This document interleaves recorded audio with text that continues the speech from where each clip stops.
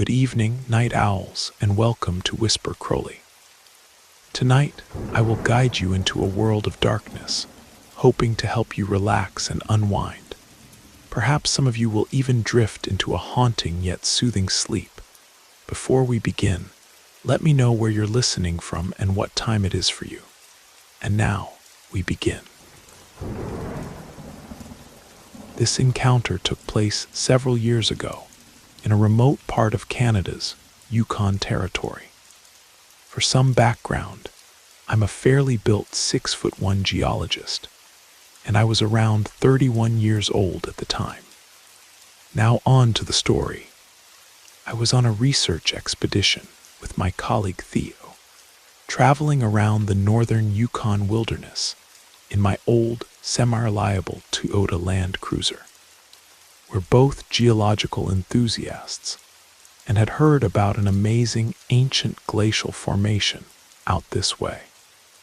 It's essentially a grouping of three areas, Raven Ridge, Frost Lake, and North Star Point, that have had previous significant fossil discoveries, still have research potential, and feature a seriously awesome glacial track with preserved Ice Age imprints. We were staying at a place 3 hours from Raven Ridge for a couple of days, and were eager to check out this geological wonder. So we decided to do the 6-hour round trip in a day. We were pretty ambitious, and perhaps a bit reckless back then. We left at 9 in the morning, car packed with lunch, several liters of water, and my trusty GPS, and off we went. It was a long drive, and halfway through, my heater decided to give out. If any of you live in or have visited the Yukon in early spring, you know it's brutally cold, so imagine the 3-hour trip there without heat, and the 6-hour round trip was unbearable. To make matters worse, my GPS also stopped working because the map software didn't recognize the area we were in. Luckily, I had an old topographical atlas in my back seat, but reverting to map reading after being used to a computer screen was tough, especially in the Canadian wilderness, with dirt tracks for roads and very limited signage. But I digress. Finally, we made it to the glacial formation and spent a couple of hours there. Not going to lie, it was pretty awesome. Then we decided to make the trip back as it was starting to get late, and we didn't want to drive back in the dark. As we were about to leave, a grizzled old guy who appeared to be an employee of the research station and was dressed all in thick khaki and fur-lined clothing asked us where we were from and where we were heading. I gave him a skeptical look while I was vague with the details, but Theo told him the name of the town where we were staying. He took a real liking to Theo and laughed when he heard about our lengthy journey. Apparently, we had taken the long route, and there was a much quicker way to get back that would shave about an hour off the trip. We eagerly accepted the directions he gave us. Nobody has time for an extra hour in a heaterless frozen vehicle. All verbal, which we wrote down. Off we went, thinking how lucky we were to have met this old guy who gave us some valuable intel on a shortcut home. Though I couldn't deny, there was definitely a creepy vibe coming off him.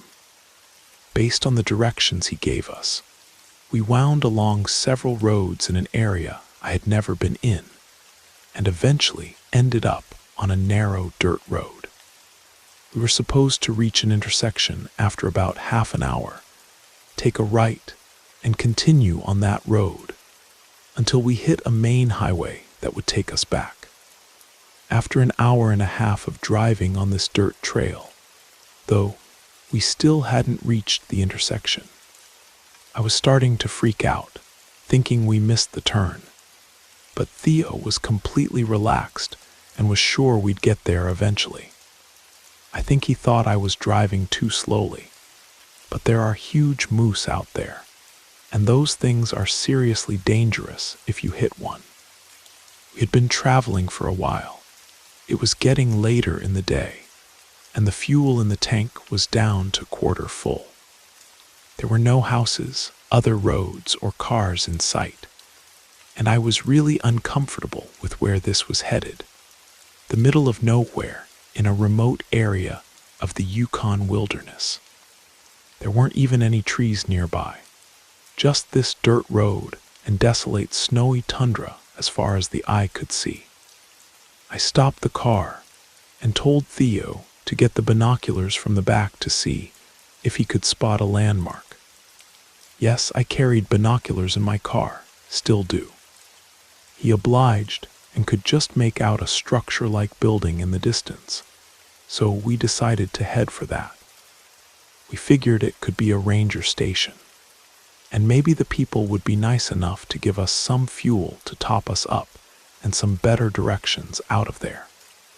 As we neared the structure, it became clear that it was not a ranger station at all. We pulled up out front and saw that it was an old gas station, burned to a shell from the inside out. It still had 3 black partial walls, so we couldn't see all the way in. It looked like someone had been there recently, because there were animal bones strung up all over the place, and a moose skull at the entrance to the station. Some of the animal bones even had moss or horsehair woven into them, and were arranged like decorations. Then we saw a hand-painted sign staked into the ground with the words, "Northern Light Station," in faded red letters. My alarm bells were ringing loud and clear. I nudged Theo to say, "Let's get out of here," but he was distracted by something in the distance. It was a car coming in the direction we had just come from. It would have been only 10 minutes behind us the entire time we were driving, but I hadn't seen it once. It was kicking up a ton of snow and dust, indicating it was coming towards us fast. It was at this point that we both heard a creepy scratching sound coming from the burned-out gas station, like someone was scratching at the wall from the inside. I moved a little closer to try and see what it was, and there was a person peeking at us from a hole in the damaged wall. Then a childlike voice, obviously a grown man imitating a little girl, giggled and said, "Are you here to play with me, Theo?" And I looked at each other and bolted back to the safety of the Land Cruiser. Just as I was about to reverse out, the other car stopped just behind mine with the high beams on. I couldn't see the driver, but they were in my way, so I couldn't reverse from where I was stationed. I had no choice but to drive forward and turn around that way, nearly missing the Northern Light Station sign as we were turning to leave. The driver started blaring the horn, just hammering it for no reason at all. I sped off back in the direction we came, and the other car didn't follow. It was getting to twilight at this stage, and pretty dangerous to be on these country roads once it was dark because of the moose situation. But we felt a bit better as we managed to navigate our way back to where we came from, the geological formation, and even started joking about what happened. The person in the other car was probably just honking at us to get our attention to help with directions or something. I pulled into the parking lot and went to the front desk area of the company that runs the research station. I explained that we had gotten lost on our way back to the town we were staying at, and the lady there was kind enough to give us just enough fuel for the ride back.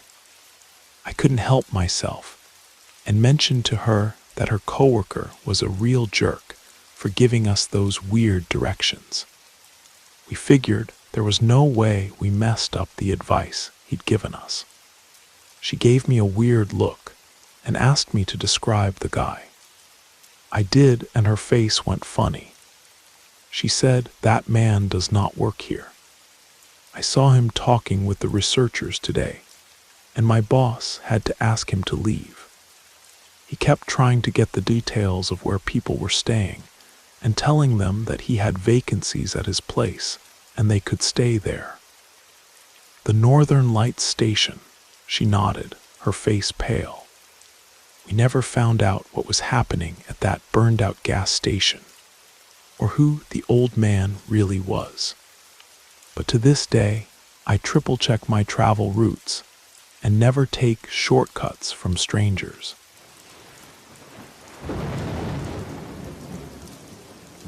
I hope you enjoyed the first story.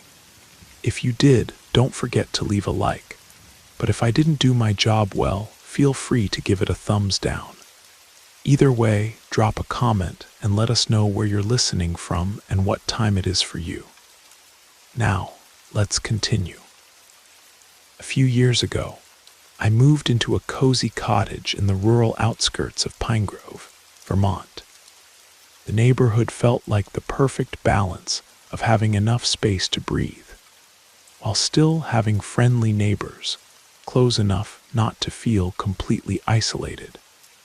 The area had no street lights, so nights were incredibly dark, especially when clouds blocked the moonlight. This never bothered me, though. It made my little cottage feel even more enchanting on those pitch-black nights. One evening in late January, I arrived home from my shift at the local library. It was a cloudy night, so as I pulled up to my cottage, only my headlights and the soft glow from my porch light illuminated the area. As I stepped out of my car, I caught the distinctive scent of pipe tobacco lingering in the air. This struck me as odd, since I'd never smelled anything like it around my property before. I glanced around but didn't see anyone nearby, so I dismissed it and went inside. I had just finished a particularly draining day with an extra shift, so even though it wasn't even 7 in the evening, I felt completely exhausted. I decided to take a quick shower and call it an early night. I woke up sometime later, convinced I'd heard a noise inside my house. For a moment, I wasn't worried, because my friend Emma would occasionally stop by to use my shower after her pottery class on her way to her evening job. I had given her a spare key, so she could visit even when I wasn't home. But she always texted me beforehand, and I hadn't heard my phone notification sound. I reached over to my bedside table and picked up my cell phone to check if Emma had messaged me. The bright light from my phone screen temporarily blinded me. I had forgotten to turn down the brightness before falling asleep. Through squinted eyes, I could make out that it was around 9:30, but I couldn't tell if I had any unread messages. I set my phone aside and called out Emma's name. After a couple seconds of silence, I heard heavy footsteps as someone started running across the wooden floor of my house. I leaped out of bed and dashed to the closet, my heart pounding in my chest. My cottage had 3 rooms upstairs, 2 bedrooms on either side of the hallway, mine, and a spare room, and a bathroom at the end. Both bedroom doors were closed, but the bathroom door was slightly ajar. I heard whoever was in my house thunder down the hallway past my door and into the bathroom. Thank goodness for that. It gave me enough time to open the attic access in the ceiling of my closet and hoist myself up. My feet had barely made it inside the attic when my bedroom door burst open. I heard footsteps rush into my room and stop, presumably when they didn't see me there. The intruder ran back to the hallway and into the other bedroom, which just had boxes stacked in a corner, some exercise equipment, and a table where I painted my miniature models. The intruder must have decided that if someone were hiding, it would be in the main bedroom, because they charged back into my room and turned on the light. A moment later, the closet door was violently pulled open. I was crouched in my attic, just a foot or so away from the access panel, ready to try to stop them if they started to climb up. From my vantage point, all I could see was from about their knees down. They were wearing dirty blue jeans with frayed cuffs and worn work boots. After a few seconds of looking in the closet, they stepped away. I heard a loud crash come from my room, followed by a scream of frustration and rage. That scream was the most unsettling part of the incident for me. It reminded me far too much of my ex-boyfriend, who would scream in a similar way when he lost his temper. He would eventually be committed to a psychiatric facility for several mental health issues that resulted in erratic and violent behavior. The intruder ran back down the stairs. I heard crashes and bangs as things were thrown around and furniture was knocked over. I remained crouched in the attic. I had left my cell phone when I ran for the closet, and I wasn't certain I could climb down without the intruder hearing me. After what seemed like forever, the noises stopped. I started counting slowly. When I reached 1,000, I decided it was safe enough to climb down and call the police. The first thing I noticed when I exited the closet was that the intruder had flipped my bed over, presumably in an attempt to find me. That explained the loud noise I had heard after he stepped away from the closet. I couldn't find my cell phone, so I went to the landline by the bed and called the police. I waited in my room until I heard them call out from downstairs. The first floor was a mess, but I had expected that. Chairs had been knocked over, the sofa had been flipped, and all the books, pictures, and decorative items I had on my shelves were strewn across the floor.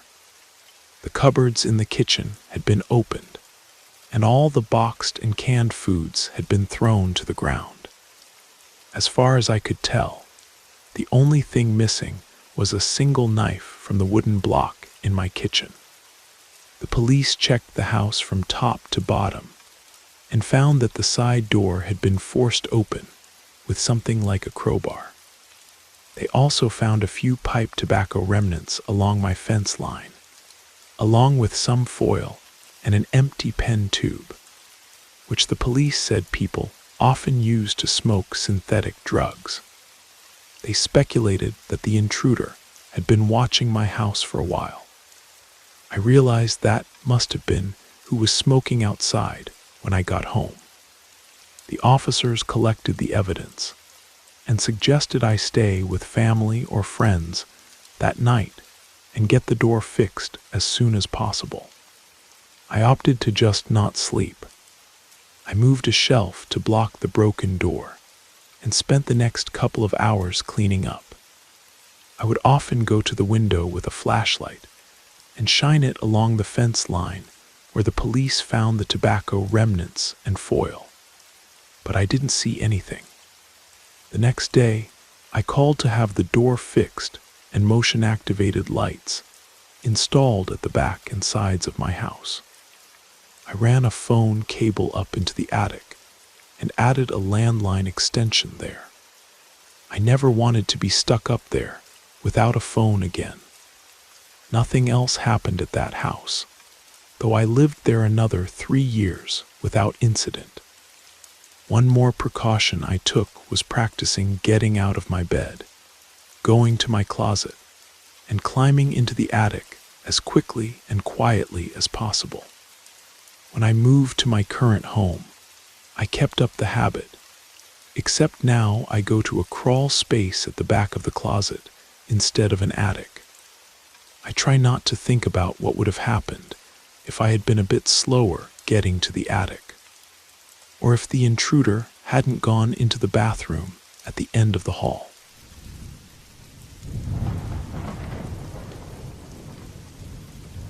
Guardian of the North Woods a few years ago. I was living with my mom in a small, weathered cabin on the Upper Peninsula of Michigan. The neighborhood was just a loose collection of scattered homes deep in the North Woods, nearly 30 miles from the nearest actual town. Our closest neighbor was more than 2 miles away, and cell reception was spotty at best. In winter, we were sometimes snowed in for days. My name is Zoe, and I was 10 years old at the time. My mom, Lynn, worked as a social worker for the county, helping families in crisis. Her job often involved dealing with difficult people, but she was passionate about making a difference in our isolated community. It was just the two of us in that little cabin, along with our dog, Tundra. Tundra was a massive Malamute mix, with thick white fur except for a streak of rusty red running along her back. She was technically my mom's service animal, trained to alert for her anxiety attacks, but being largely wolf, she considered us all her pack. She was gentle and loving with us, but naturally protective. I'd never seen her act aggressively toward anyone until that night. It was early February, and the snow was piled high around our cabin. Mom had been working a difficult case involving a man named Curtis Devlin. He had lost custody of his children due to substance abuse issues, and my mom was the caseworker who had recommended against his regaining custody until he completed a treatment program. He had made veiled threats during their last meeting, enough that my mom had reported it to her supervisor, but not enough for any legal action. That evening, Mom had gone to her friend Sarah's house, about 15 minutes away, to borrow some books. I stayed home with Tundra, watching cartoons on our small TV.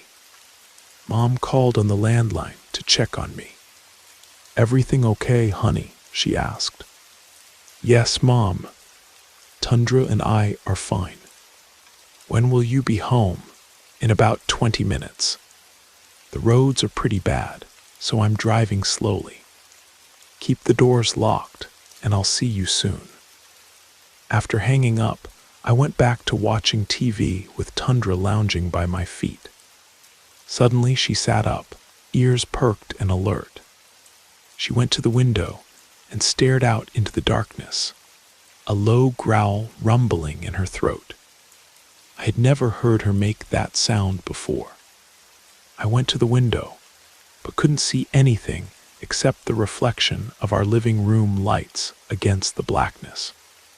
The woods surrounding our cabin were completely dark at night, with no streetlights for miles. "What is it, girl?"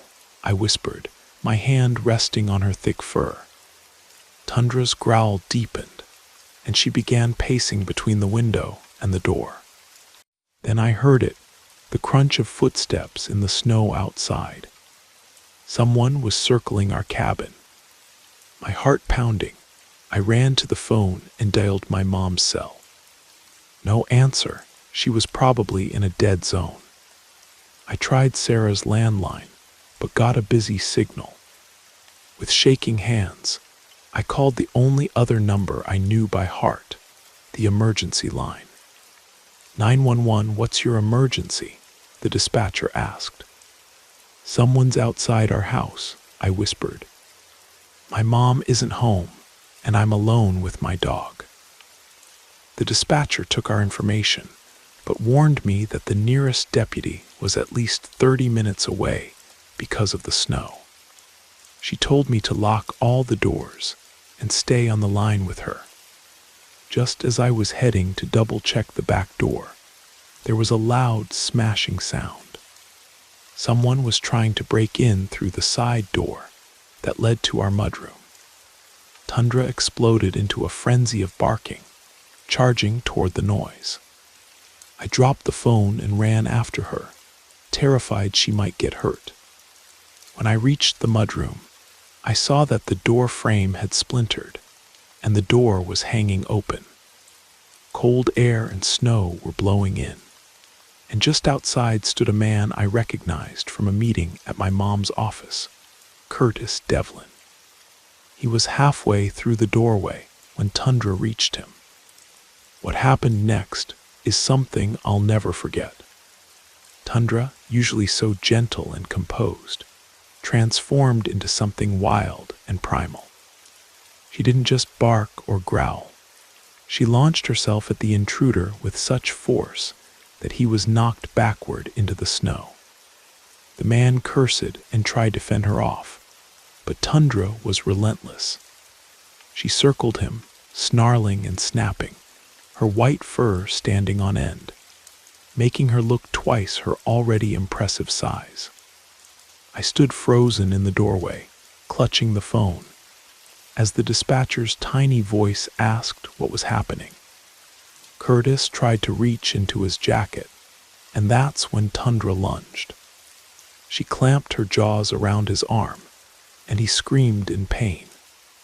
I heard the distinct sound of something metallic falling into the snow. Later, the police would find a hunting knife with a serrated blade. The man managed to break free from Tundra's grip and stumbled backward. But instead of fleeing, he reached down into the snow, presumably for the knife. Tundra didn't give him the chance. She charged again, this time knocking him completely off his feet. I heard the sound of an approaching vehicle. Headlights swept across the yard as my mom's car pulled up. The man, seeing the lights, finally turned and ran, limping into the darkness of the woods. Tundra stood at the edge of our yard, watching until he disappeared, then turned and trotted back to me, blood staining her white muzzle. My mom rushed inside, wild-eyed with panic. The police arrived 20 minutes later, but despite bringing in a tracking dog, they never found Curtis that night. They did find footprints in the snow leading away from our cabin, occasionally marked with drops of blood. But the trail eventually disappeared near a road about a mile away. 2 days later, a man matching Curtis's description checked into an emergency room in a town 80 miles away with a severe dog bite he claimed came from a stray. By the time the police connected the dots, he had already left against medical advice. After that night, we installed motion-activated security lights, reinforced all our doors, and my mom got a permit to keep a shotgun in the house. But our most reliable security system remained Tundra, who seemed to develop an even stronger protective instinct after the incident. She's 15 now, her once white face turned mostly gray, and her joints stiff with arthritis. She sleeps at the foot of my bed every night, even though I'm in college and only home during breaks. Sometimes I wake up to find her standing at my bedroom window, staring out into the darkness, as if she's still watching, still guarding. Curtis never returned to our town, but my mom heard through work channels that he moved to Wisconsin and eventually completed a rehabilitation program. I'd like to think he learned his lesson, not just about respecting legal boundaries, but about the fierce loyalty of a wolf dog protecting her family. When the time comes to say goodbye to Tundra, it will break my heart. But I'll always remember her, not just as the fluffy companion of my childhood, but as the guardian who stood between me and harm on that snowy night, without hesitation or fear. Some nights I still wake up thinking I hear footsteps in the snow outside, and I reach down to touch Tundra's fur, instantly comforted by her presence.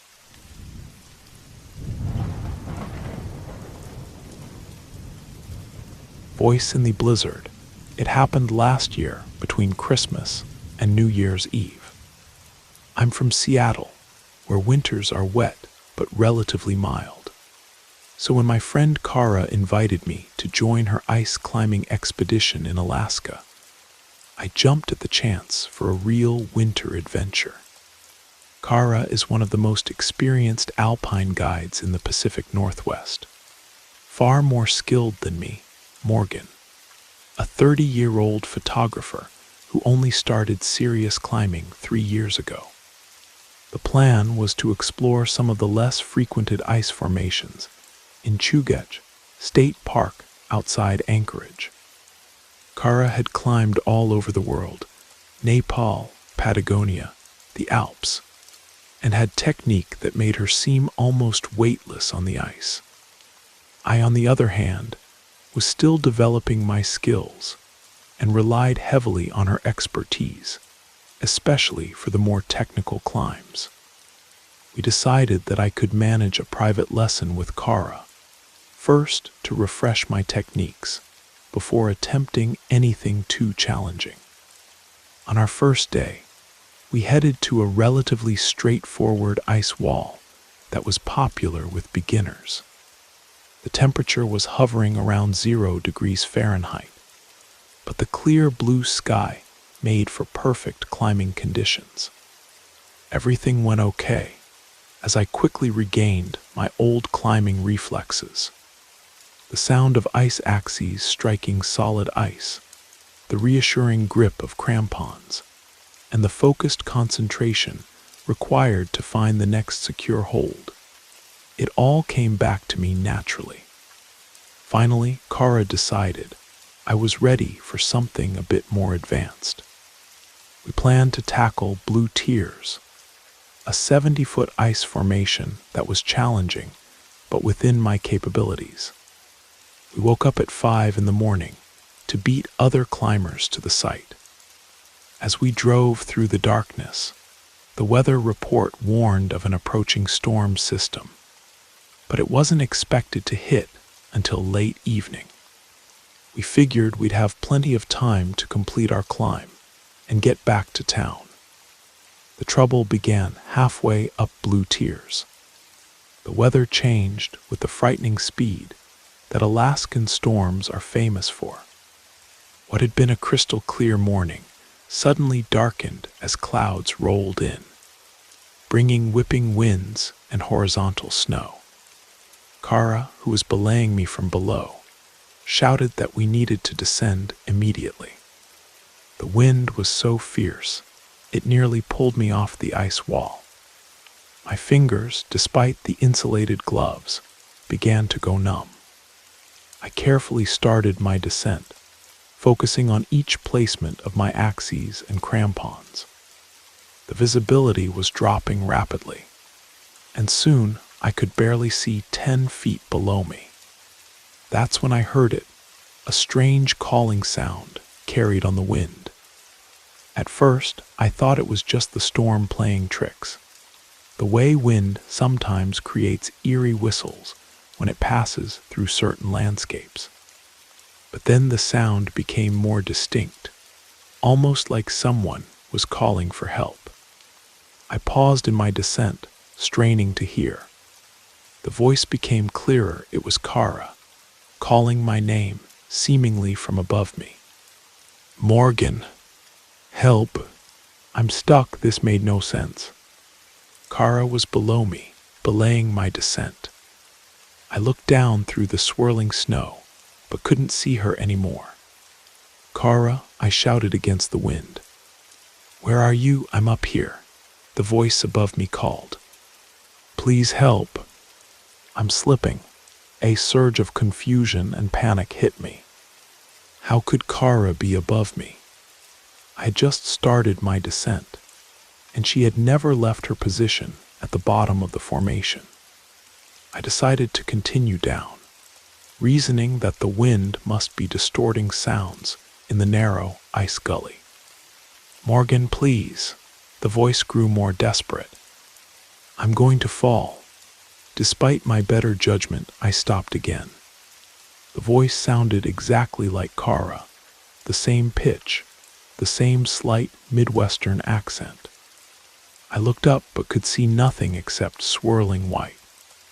Then my radio crackled. "Morgan, what's happening? Why have you stopped? We need to get down now." It was Kara's voice coming through the radio from below me. My blood turned to ice colder than the wall I was clinging to.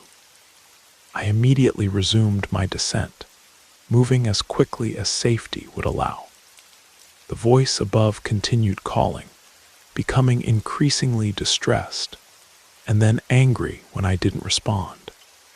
As I neared the bottom, I finally spotted Kara's red jacket through the snow. She was exactly where she should have been, securing my rope with a grim expression on her face. "Did you hear that?" I asked as soon as I reached her. "Hear what?" "I couldn't hear anything over this wind except the radio," she replied, quickly helping me out of my harness. "We need to move now. This storm is getting dangerous." We hastily packed our gear and started the 1-mile trek back to our vehicle. The storm had become a full-blown blizzard, with visibility down to just a few feet. We roped ourselves together to avoid getting separated and relied on GPS to guide us along the trail. About halfway back, the strange voice returned, this time seeming to come from just off the trail to our right. "Kara, Morgan, over here," it called. It still sounded exactly like Kara. Yet Kara was right beside me, her hand gripping mine tightly through our thick gloves. We both froze. Now Kara heard it too. Her face, partially obscured by her snow-caked balaclava, showed the same confusion and fear I was feeling. "What the hell is that?" she whispered. The voice called again, but this time something had changed. It still had Kara's tone and inflection, but there was a strange quality to it, almost like it was coming from inside a long metal pipe. "I found shelter. This way." Kara's grip on my hand tightened. "That's not right," she said, her actual voice shaking. "That's not right at all."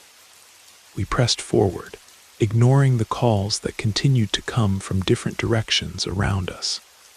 Sometimes it sounded like Kara, sometimes like a distorted version of my voice, and sometimes it would shift mid-sentence from one to the other. After what seemed like an eternity, we spotted the outline of our SUV. As we approached it, I noticed dark shapes moving in the blizzard around us. They were the wrong size and shape to be human, taller and thinner, moving with a strange fluidity through the deep snow. We practically dove into the vehicle, locked the doors, and started the engine. As the headlights cut through the snow, I saw something standing about 20 feet in front of the car. For a brief second before it moved out of the light, I glimpsed what looked like a tall, gaunt figure with impossibly long limbs and pale skin that seemed to reflect the snow around it. Its face, if it had one, was obscured by the blizzard. Kara floored the accelerator, and we fishtailed down the access road until we reached the highway. Neither of us spoke for a long time, the only sound the heater at full blast, and the windshield wipers fighting a losing battle against the snow. Finally, as we neared the lights of Anchorage, Kara broke the silence. "In all my years climbing, I've never experienced anything like that," she said quietly. "The local Athabascan guides have stories about something they call the Enkeith, a mimic that lures people away in storms. I always thought they were just cautionary tales to keep tourists from going out in bad weather." We cut our trip short after that, making excuses about equipment problems to the rest of the climbing group we were supposed to join. I've been back to Alaska since then. The mountains and ice are too beautiful to stay away forever. But I never climb if there's even a hint of a storm in the forecast.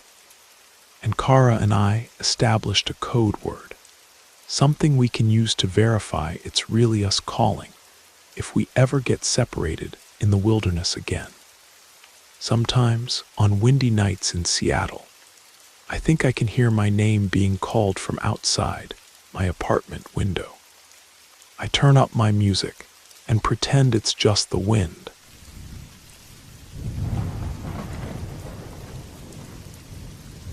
The mirror image, this happened 2 years ago when my husband Daniel and I had just moved to Providence, Rhode Island. We bought our first home together, half of a converted Victorian duplex near Brown University.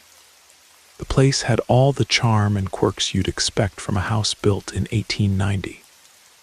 High ceilings, ornate moldings, creaky floorboards, and drafty windows that rattled when the winter winds blew in from the bay.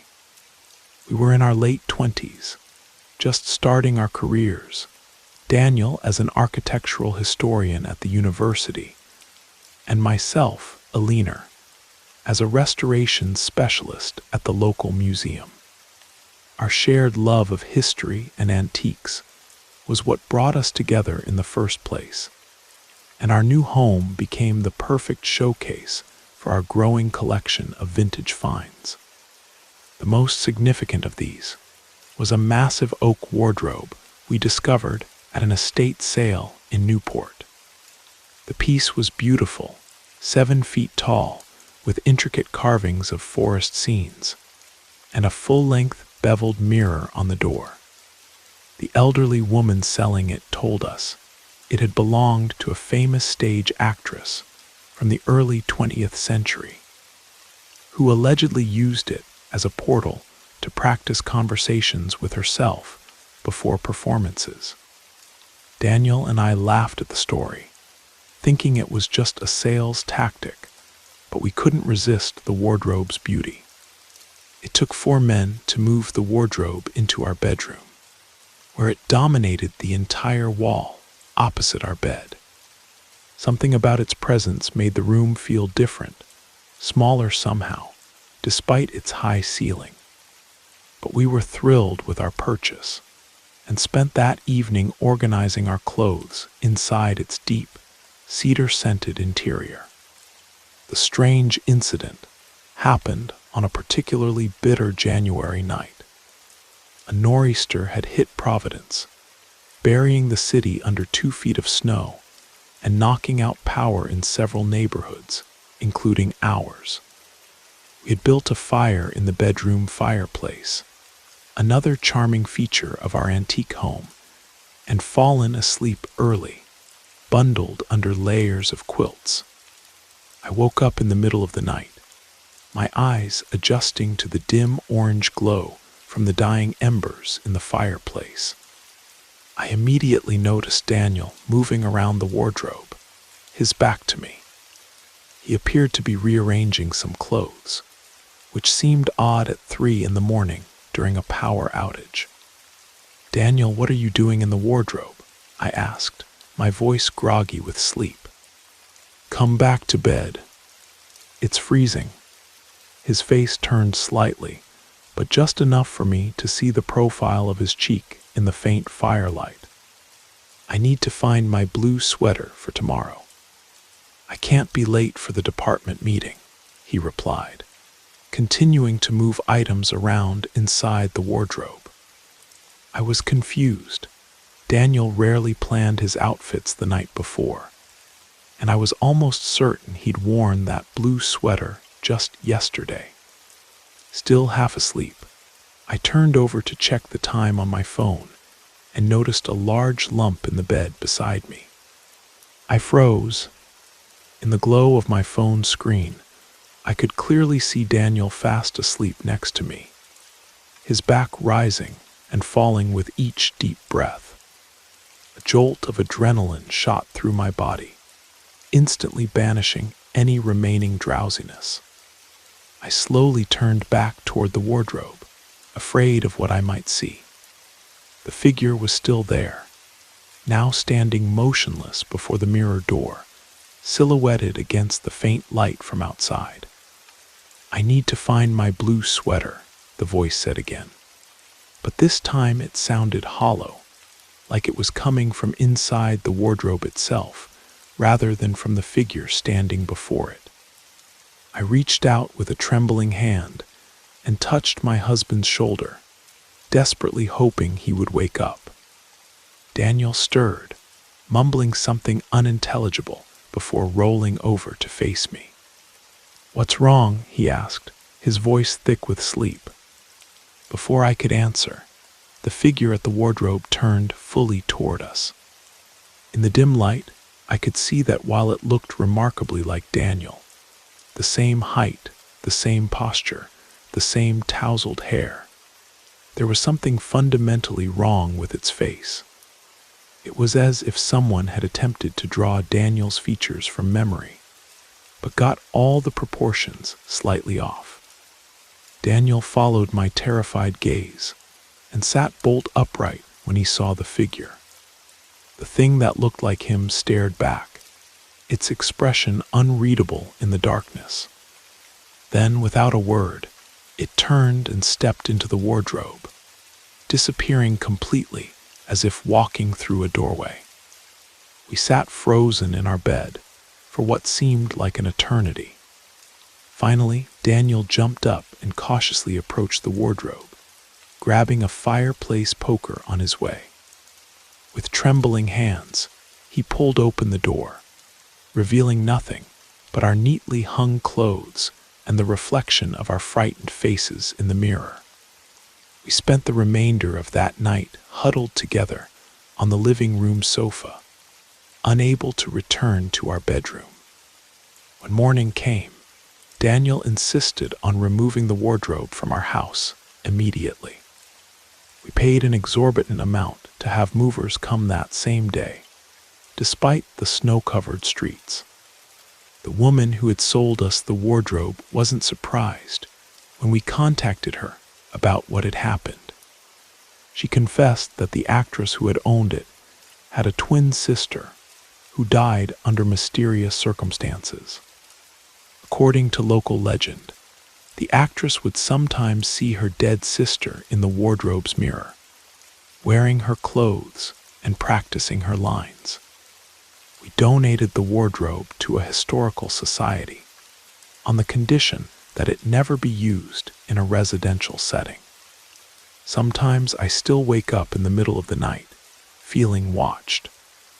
I turn over to check if Daniel is beside me, and even though he always is, I can't shake the feeling that somewhere, in some other place, another Daniel is looking for his blue sweater, getting ready for a department meeting that will never happen.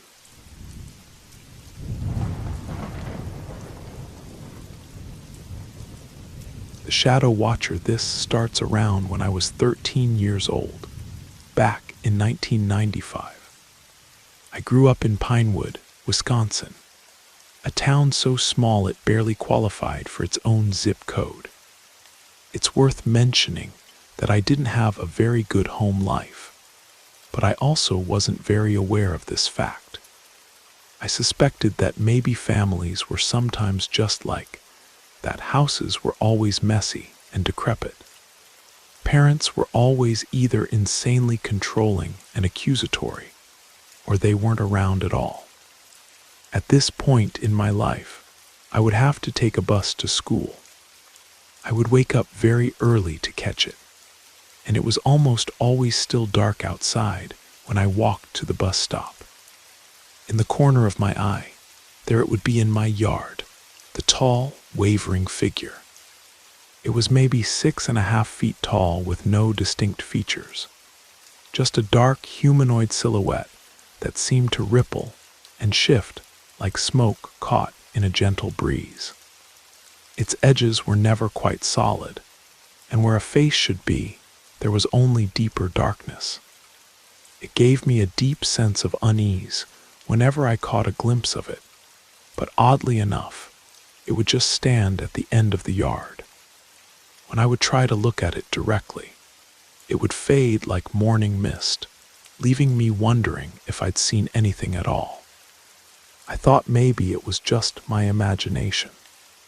As time went on, the shadow watcher would appear in different places. When we moved across town to a smaller house near the paper mill, it followed. I figured I brought it with me somehow. Sometimes at night, when everyone was asleep and the house was dark, in the pitch-black living room, I could swear I saw its smoky silhouette standing in the middle of the room or sitting on the couch. I avoided passing the living room at night altogether because of it. When I realized the shadow watcher probably wasn't going anywhere, I decided I should name it. I had an issue with personalizing things growing up. I would give objects names and personalities. It prevented me from wanting to throw things away, and I still sometimes struggle with this. But in this instance, naming it was what I used to be less scared of it.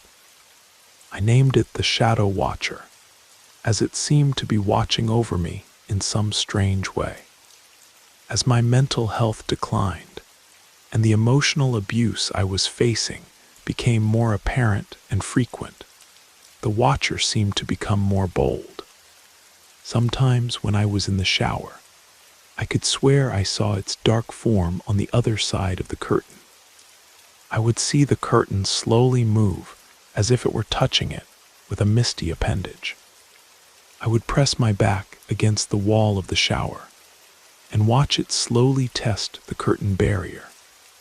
It never tried to open it. It never made noises. I could just see its familiar tall shadow from behind the curtain. The Watcher scared me, but I felt confident telling myself it wasn't dangerous. One of the houses it followed us to had a long, poorly lit hallway, so any time of day, if my door was open, I would see it drift past quietly and quickly in the darkness. It almost became comforting to have it there.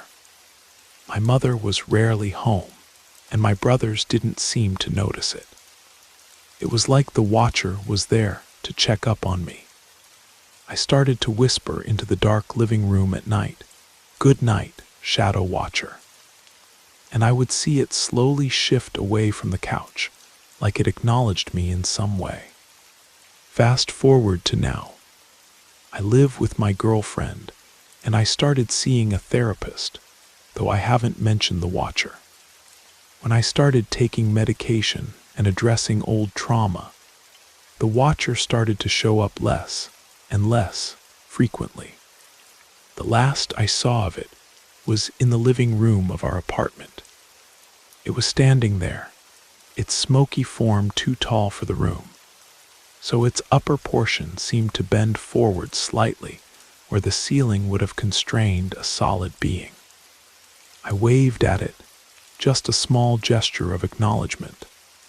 Its form rippled in response, almost like it was waving back in its own way.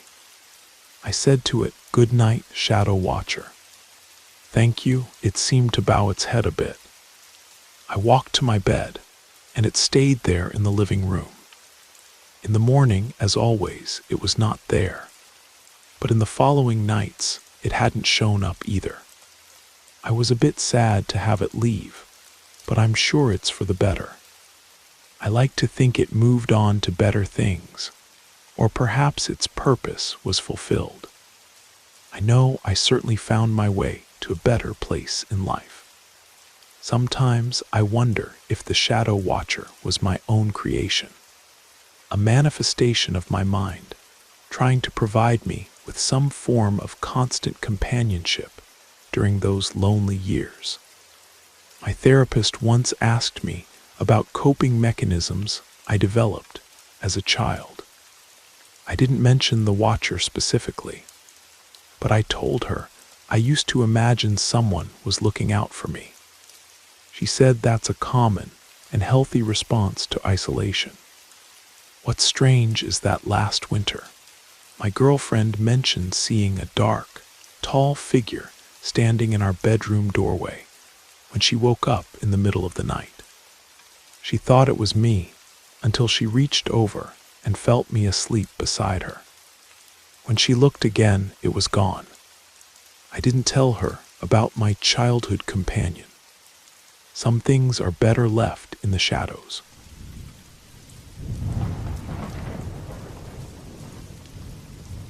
The Naturalist in the Forest back in 2008. I was a student planning to apply to college and needed some extracurricular activities to include in my application. As most American teenagers know, one of the best experiences to have on your record is participation in outdoor leadership programs. I had signed up for the Junior Rangers program near the Adirondack Mountains in upstate New York. As part of this program, you had to embark on a wilderness navigation expedition, a long trek through woodland and rural areas using nothing but a map and compass, with no GPS allowed.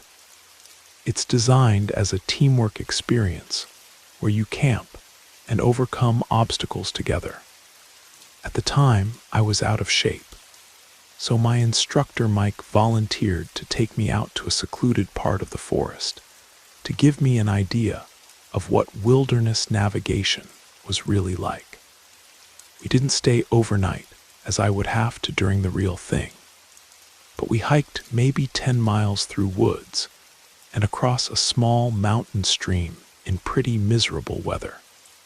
By the end of the journey, we were soaked to the bone and quite exhausted, looking forward to getting back to the ranger station and heading home. For the last part of the journey, we were on a dirt trail heading uphill with thick bushes and towering pine trees on either side. We were marching onward in silence when suddenly there was a rustling in the foliage to our left. From behind a large bush stepped an older man in a pristine khaki outfit with a red bandana around his neck and polished hiking boots.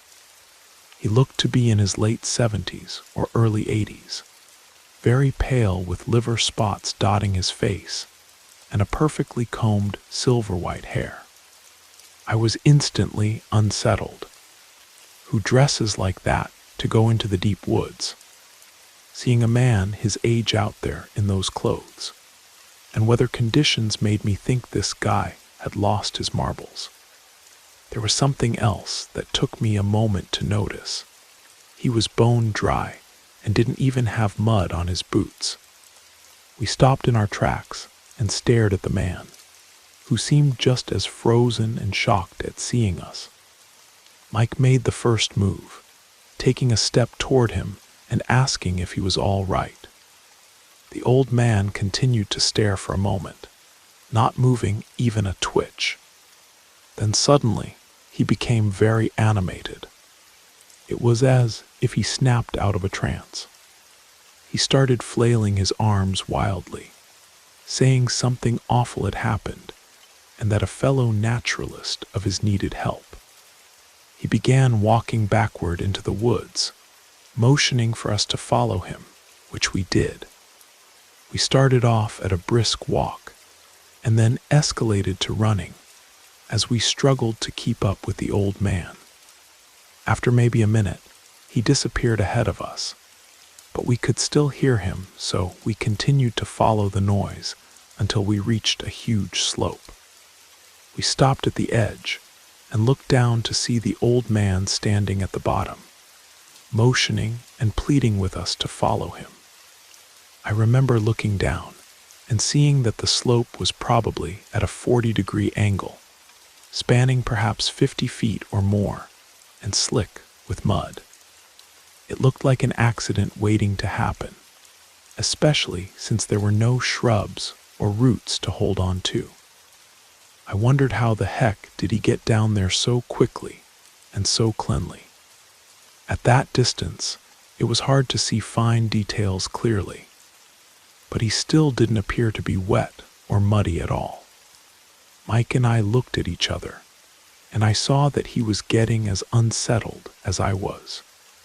Despite my apprehension, I took a step toward the edge, intending to try and make my way down, when Mike grabbed me firmly by the arm and pulled me back. "Something's wrong here," he said under his breath. We took a few steps back from the edge, and the old man at the bottom started getting highly agitated. He began pleading with us again to come down the slope, insisting he needed our help and that his colleague was in trouble. Mike shouted down to the old man that we would head back to the ranger station and call emergency services for him, assuring him that professional help would be on its way soon. The old man suddenly became furious. He began jumping up and down, demanding that we come down the slope immediately, or there would be consequences. His voice had changed drastically. He was practically growling his words, his hands clenched into fists, pounding his knees like an angry child throwing a tantrum. I've never seen a grown adult fly into such a rage in my life. His eyes looked like they were on the verge of bursting out of their sockets, and his skin went from pale to red almost instantly. We hurriedly made our way back the way we came, his demands and threats becoming less audible as we got closer to the trail. Once on the trail, we practically power marched the remaining quarter-mile or so to the ranger station. All the while, Mike was on the phone with emergency services, explaining that there was a possibly mentally disturbed old man wandering the trail. We were instructed to get to the station and wait for the park rangers so we could show them where we had encountered him. About an hour later, we met 4 rangers, 2 of whom had dogs with them and packs of supplies like first aid kits, emergency blankets, and so on. We led them to the exact spot and pointed the 2 rangers with dogs in the direction the old man had led us through the bushes. The search lasted all weekend, but there was no trace of the old man. The rangers said the only trail they could pick up was ours. They didn't find any footprints or anything belonging to the old man we encountered. One of the most experienced rangers pulled us aside afterward and told us about the history of that area. Apparently, 30 years earlier, a well-known naturalist who conducted tour in that part of the forest had led a group of hikers down a dangerous slope during bad weather. Several people fell to their deaths, and the naturalist himself disappeared, presumably having also fallen somewhere and died, though his body was never recovered. The rangers showed us old newspaper clippings they kept at the station. The missing naturalist looked nothing like the old man we saw. He was much younger in the photos, but he was wearing the same style khaki outfit with a red bandana. Mike and I never returned to that specific trail. We completed the Junior Rangers program on different routes, and I made sure to include the experience on my college applications. But to this day, I avoid hiking alone, and I always research the history of any trail before I set foot on it.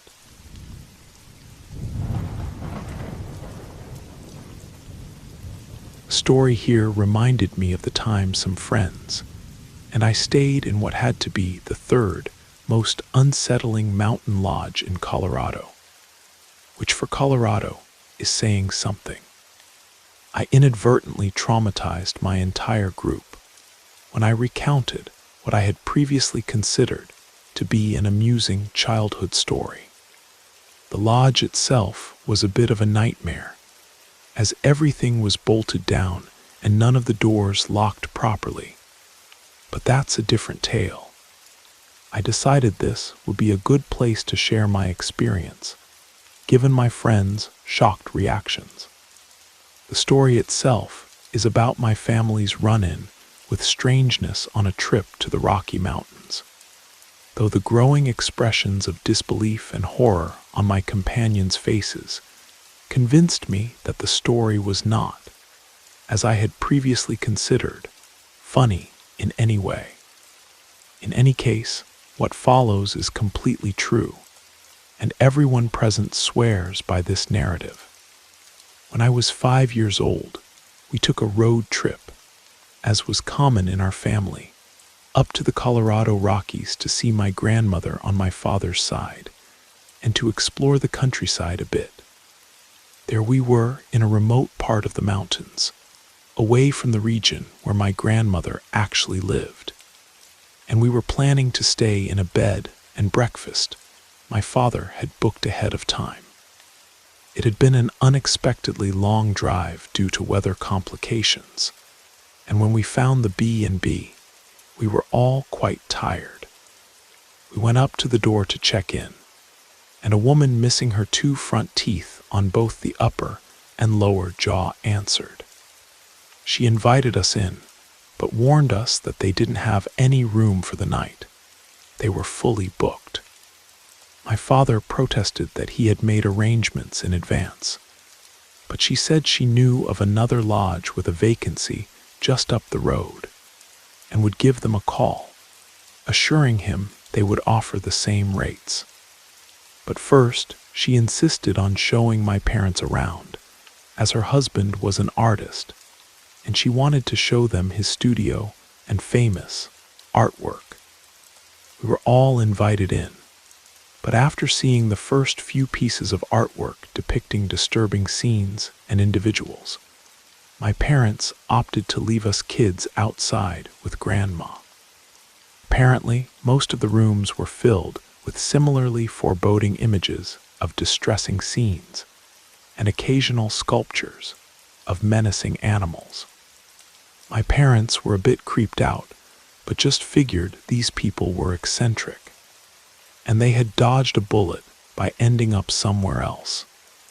We waited out back while the woman called her friend, beside a pit containing what could have been nothing other than an altar covered with strange symbols. My mother mentioned that it seemed strange that not only had they not met the husband, who was supposedly there somewhere after touring the entire house, but that there hadn't been a single sign of life or piece of luggage, suggesting that anyone else was actually staying in any of the guest bedrooms in this supposedly fully booked B&B. Side note that's probably not worth mentioning, but that I found strange when my mother brought it up while telling me the story later, as I was 5 at the time. A lot of this story has been narrated to me after the fact by different people who were involved. We stopped by a park to stretch our legs at some point before proceeding to the next place. The storm was closing in on us, and my parents wanted to make sure we burned off some energy upon arrival. While in this park, my mother claims that one of us found and brought her a small necklace with a pendant on it. The pendant itself was a strange symbol on one side, with an unusual circular pattern on the other. My mother took it away and put it in her purse. We arrived at the next bed and breakfast to be greeted by a different woman, also conspicuously missing her 2 front teeth, upper and lower. It was about this time that my grandmother mentioned that she had read a lot of articles recently about tourists being killed by some strange cult or something in this area. Great. She tended to tell a lot of tall tales, so I think my parents kind of rolled their eyes and dismissed it, but they made a point to mention it later. The storm was now upon us. We were all exhausted, and there was nowhere else to stay that we could find nearby. My dad decided we would make do with whatever they had to offer. What they had to offer was a slightly renovated outbuilding that had once been used to store firewood. During the bustle of moving our luggage in, the woman kept inviting my brother, who was 3, and me into the main house, saying she had some treats and wouldn't we like to meet her firefly. She made it clear, however, that my parents were not welcome into the house because it was too messy, and she would be embarrassed. We were hurried away into the outbuilding and told not to talk to the lady. Once inside, my father, who was by this time a bit creeped out, went about checking the beds and securing the one-room unit. The windows had no coverings, and the doors had no locks. We placed pillows in the window frames, and my dad grabbed a dresser against one wall to block the door. When he went to move the dresser, he discovered it was on wheels, which were completely silent. He also noticed that the wall behind it moved a little when he shifted the dresser. When he scrutinized the wall, he found a seam. He pushed on the wall, and it gave way, revealing 2 invisible doors that opened outward into the night. Just outside was a dark-colored van that had been backed up to the opening. Livid, my dad went about rearranging all the furniture in the room, stacking the heaviest pieces against the outward-swinging doors, and moving the mobile dresser with various heavy objects behind it against the main door. When he had completed this, and we were all starting to settle down at about 11 p.m., the woman brought us freshly baked blueberry muffins. Now, as I mentioned before, I don't remember much of this trip, but this is one element I have a vivid recollection of. With the inclement weather and the rush to find a place to stay, compounded by the lack of restaurants or anything in the area, we hadn't had what one might consider a proper meal. When you're 5, dinner is very important. The muffins were fresh baked and smelled heavenly. I wanted one more than anything else in the world.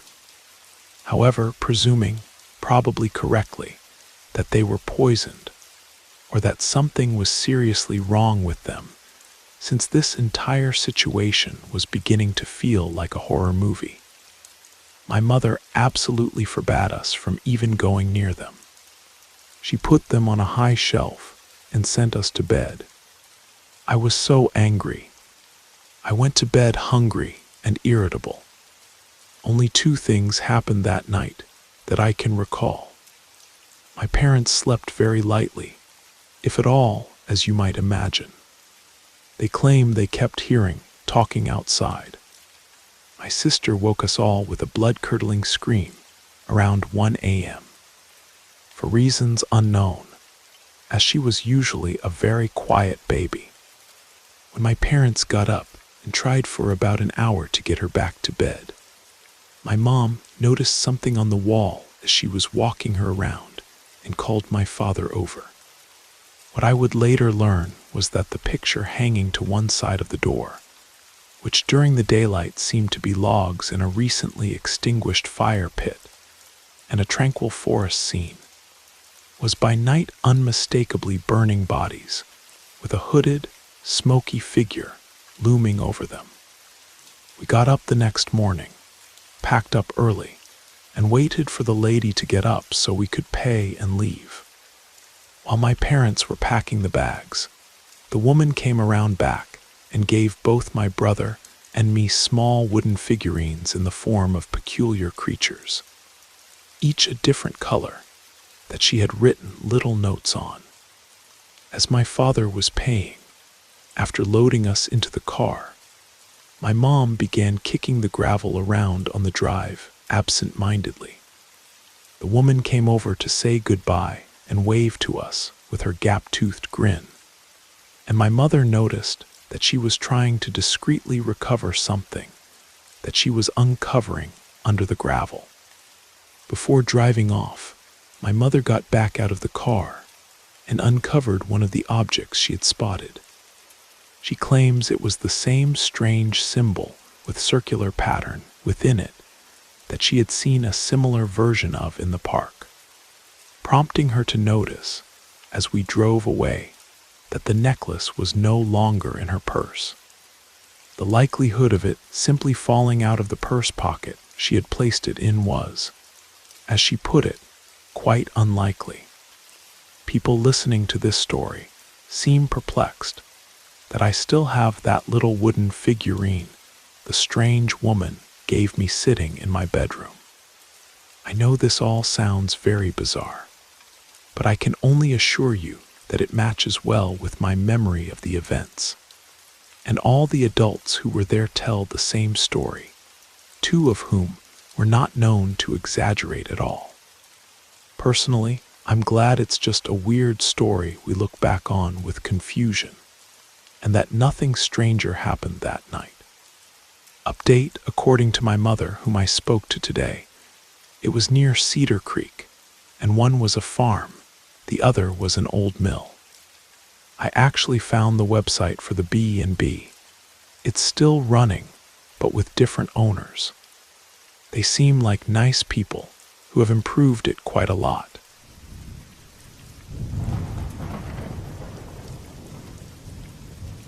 At the time, I was 10 years old and lived in a small lakeside town in northern Michigan. The community was tiny, only a few hundred residents, and almost every house had acres of dense forest behind it. The woods were beautiful, especially in autumn when the maples turned brilliant shades of red and orange. Now that I'm 21 and living in a busy neighborhood in Chicago, I find myself missing the tranquility of my old backyard. But those fond memories are always accompanied by the unsettling recollection of what I'm about to share. By the time I was in 4th grade, my parents would occasionally let me stay home alone, while my mother visited my grandmother and aunt, who lived just a few minutes down the road. I was happy to have such a privilege. Being an only child, and with my father working on commercial fishing boats for months at a time, I cherished these moments of independence. Usually it meant watching cartoons, playing video games, and on occasion, exploring the woods with Luna, our husky. One crisp October afternoon, I was exploring the woods. I typically never ventured too far in. Usually up to a large rock formation, I liked to climb and look out through the trees in all directions. Our house was always in sight, so I never felt scared or frightened about being there. It felt like my own private place to enjoy. As I was scaling the rocks to sit in my usual spot, I suddenly started hearing a sound from deeper in the forest, a sound that wasn't natural at all. Crying, thin, high-pitched crying. It sounded like a child, maybe even a toddler, crying relentlessly. I was more puzzled than scared, since crying was the last thing I would expect to hear in the forest. I listened for a few minutes, convinced my ears were playing tricks on me, but it was indeed crying. In my mind, I imagined it was a young girl who had somehow wandered too far into the forest and needed help. I considered going back to the house and calling my mother for assistance, but then I worried that the girl might wander further out of earshot. I decided to try to locate the sound myself. Luna and I made our way cautiously through the trees and branches, trying to determine the exact direction of the crying. It wasn't as easy as I thought. It was a matter of trial and error to ensure I was going in the right direction. One thing I never realized as I was doing all this was how consistent the crying was. No pauses, no words of any kind, just non-stop sobbing and wailing with no end. What I did notice was that the closer I got to the sound, the more electronic it sounded, almost like a recording being played through a cheap speaker. I eventually reached a small clearing with only a few small trees and bushes. I had never gone this far into the woods before, so this was my first time seeing this place. When I entered the clearing, it didn't take long to find the source of the sound. A small silver device, one of those voice recorders adults use for taking notes, was sitting in the middle of the clearing, partially covered by leaves. The crying was coming from its tiny speaker. This really disturbed me, as I had gone all this way expecting to find a real person, but it was only a recording device. As I was about to shut it off, I heard another sound coming from just outside the clearing, on the opposite side from where I had entered. It sounded like steady footsteps advancing in my direction. Looking up, I saw a tall, shadowy figure approaching. Luna, who had been sniffing around curiously, suddenly stood at attention. Her fur bristled along her spine, and she let out a low growl I had never heard from her before. Her eyes were fixed on the approaching figure, and her lips pulled back to reveal her teeth. The figure stopped at the edge of the clearing. I could only make out a silhouette against the trees, but something about its proportions seemed wrong. The arms hung too low, nearly to the knees, and the neck appeared elongated. It stood perfectly still, watching us. That's when I ran. Fortunately, by some miracle, I recognized landmarks from our journey in specific rocks and trees I had noticed along the way, which probably saved my life. I never looked back, and I didn't try to listen to see if the person was following me. I just kept telling myself to make it home. Nothing else mattered. Once I saw the familiar rock formation, it didn't take long to find the rest of the way. Without consciously surveying my surroundings, I was out of the forest in record time and immediately ran into my house, locking the door and shutting all the lights off as I went to my bedroom. I didn't want that person to know where I lived, or I would really be in danger. After closing the curtains of my window, I peeked out through them as discreetly as I could to see if whoever had been out there had actually managed to keep up with me. I didn't see anyone, but I stayed by that window for a good hour, waiting for something to emerge from the forest shadows, but nothing ever did. After that, I went straight to bed, pulling the covers over my head. I never told my mother about what happened that day, and I never went back into that section of the forest again. A week later, my parents noticed that Luna was missing. We put up posters and searched everywhere, but she never came home. Sometimes I wonder if she went back to that clearing, drawn by something in those woods that I couldn't understand. Years later, when I was in high school, local news reported that several children had gone missing in the surrounding counties. In each case, parents reported that their child had mentioned hearing a baby or child crying in the woods before they disappeared. I've never told anyone this story until now, but sometimes, on quiet nights, I still think I can hear that continuous, unnatural crying, even with my bedroom window closed and the sounds of the city all around me.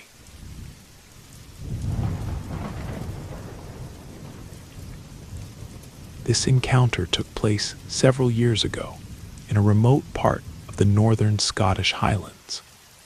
For some background, I'm a fairly built 6'2" amateur paleontologist and was around 26 years old at the time. I was on a road trip with my friend Ian, traveling through the misty highlands in my somewhat reliable Volvo station wagon. We're both archaeological enthusiasts, and had heard about these amazing ancient stone circles and prehistoric rock carvings in this area. It's essentially a grouping of 3 sites, Craigmore, Dunhallow, and Ardnamurchan, that have mysterious Neolithic markings, standing stones, and an incredibly well-preserved set of ancient cup and ring marks carved into massive boulders thousands of years ago. We were staying at a small bed and breakfast about 3 hours from Craigmore for a couple of days, and were eager to check out all these historical sites. We decided to do the 6-hour round trip in a day. We were pretty ambitious and perhaps a bit reckless back then. We left at 9 in the morning. The car was packed with lunch, several liters of water, and my trusted GPS. Off we went into the mist-covered highlands. It was a long drive, and halfway through, my heater decided to give out. If you've lived in or visited northern Scotland in late autumn, you know it's brutally cold and damp. So imagine the 3-hour trip without heat.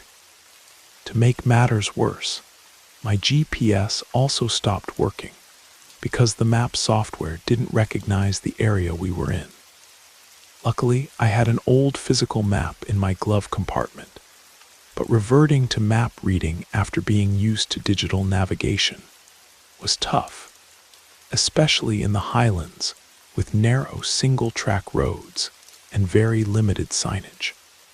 Finally, we made it to the first site and spent a couple of hours there. Not going to lie, it was pretty awesome. The stone circles were haunting in the fog, and the ancient carvings were far more intricate than photos could capture.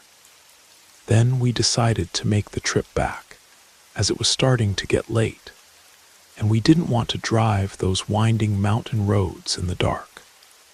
As we were about to leave, a weathered old man who appeared to be a local guide, dressed in traditional Highland garb, complete with an aged wax jacket and a flat cap, asked us where we were from and where we were heading.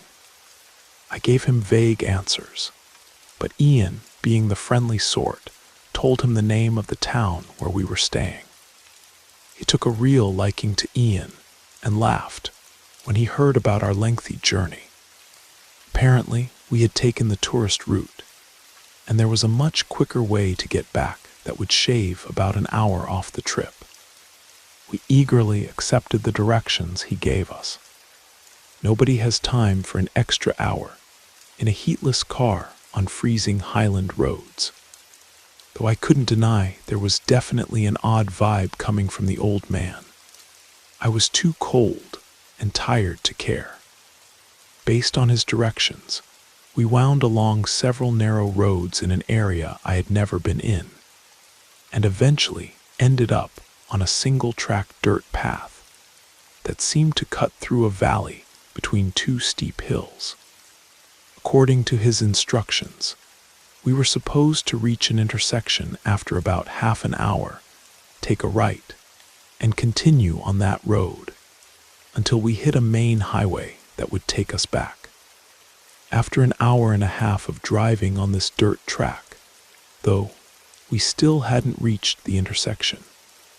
I was starting to freak out, thinking we'd missed the turn, but Ian was completely relaxed and was sure we'd get there eventually. I think he thought I was driving too cautiously, but there are wild animals out there, and these roads have sheer drops on one side with no guardrails. We had been traveling for a while. It was getting later in the day, and the fuel gauge was down to a quarter tank. There were no houses, other roads, or cars in sight, and I was really uncomfortable with where this was headed. The middle of nowhere in a remote area of the Scottish Highlands. There weren't even any trees at this elevation, just this dirt road and desolate, foggy moorland as far as the eye could see. I stopped the car and told Ian to get the binoculars from the back to see if he could spot a landmark. He obliged and could just make out a structure in the distance through the thickening mist, so we decided to head for that. We figured it could be a farmhouse, and maybe the people would be nice enough to give us some fuel to top us up and better directions out of there. As we neared the structure, it became clear that it was not a house at all. We pulled up out front and saw that it was an old stone bothy, a basic shelter with a partially collapsed roof. It still had 3 blackened partial walls, so we couldn't see all the way inside. It looked like someone had been there recently, because there were animal bones strung up all around the place, and a sheep's skull at the entrance to the bothy. Some of the animal bones even had grass or horsehair woven into them, and were arranged like decorations. Then we saw a hand-painted sign staked into the ground, with the words "Midnight Manor" on it. My alarm bells were ringing loud and clear.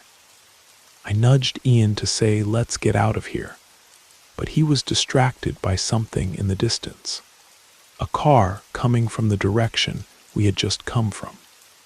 It would have been only 10 minutes behind us the entire time we were driving, but I hadn't seen it once in my rearview mirror. It was kicking up a ton of dust, indicating it was coming towards us fast. It was at this point that we both heard a creepy scratching sound coming from the burnt-out bothy, like someone was scratching at the wall from the inside. I moved a little closer to try and see what it was, and there was a person peeking out at us from a hole in the damaged wall. Then a childlike voice, obviously a grown man imitating a little girl, giggled and said, "Are you here to play with me?" Ian and I looked at each other and bolted back to the safety of my Volvo. Just as I was about to reverse out, the other car stopped just behind mine with the high beams on. I couldn't see the driver, but they were blocking my escape route, so I couldn't reverse from where I was stationed. I had no choice but to drive forward and turn around that way, nearly missing the Midnight Manor sign as we were turning. As we were leaving, the driver started blaring the horn, just hammering it for no reason at all. I sped off back in the direction we came, and the other car didn't follow. It was getting to twilight at this stage, and pretty dangerous to be on these country roads once it was dark because of the wildlife. But we felt a bit better as we managed to navigate our way back to where we came from. We passed the original historical site and even started joking about what happened. Maybe the person in the other car was just honking at us to get our attention to help with directions or something. I pulled into the parking lot of the stone circle site and went to the visitor center area. I explained that we had gotten lost on our way back to the town we were staying at, and the lady there was kind enough to direct us to a petrol station just a few miles away where we could refuel. I couldn't help myself and mentioned to her that her colleague was a real jerk for giving us those weird directions. We figured there was no way we messed up the advice he'd given us. She gave me a weird look and asked me to describe the guy. I did, and her face went pale. "That man does not work here," she said. "I saw him talking with tourists today, and my boss had to ask him to leave. He kept trying to get the details of where people were staying and telling them that he had vacancies at his place and they could stay there." The Midnight Manor.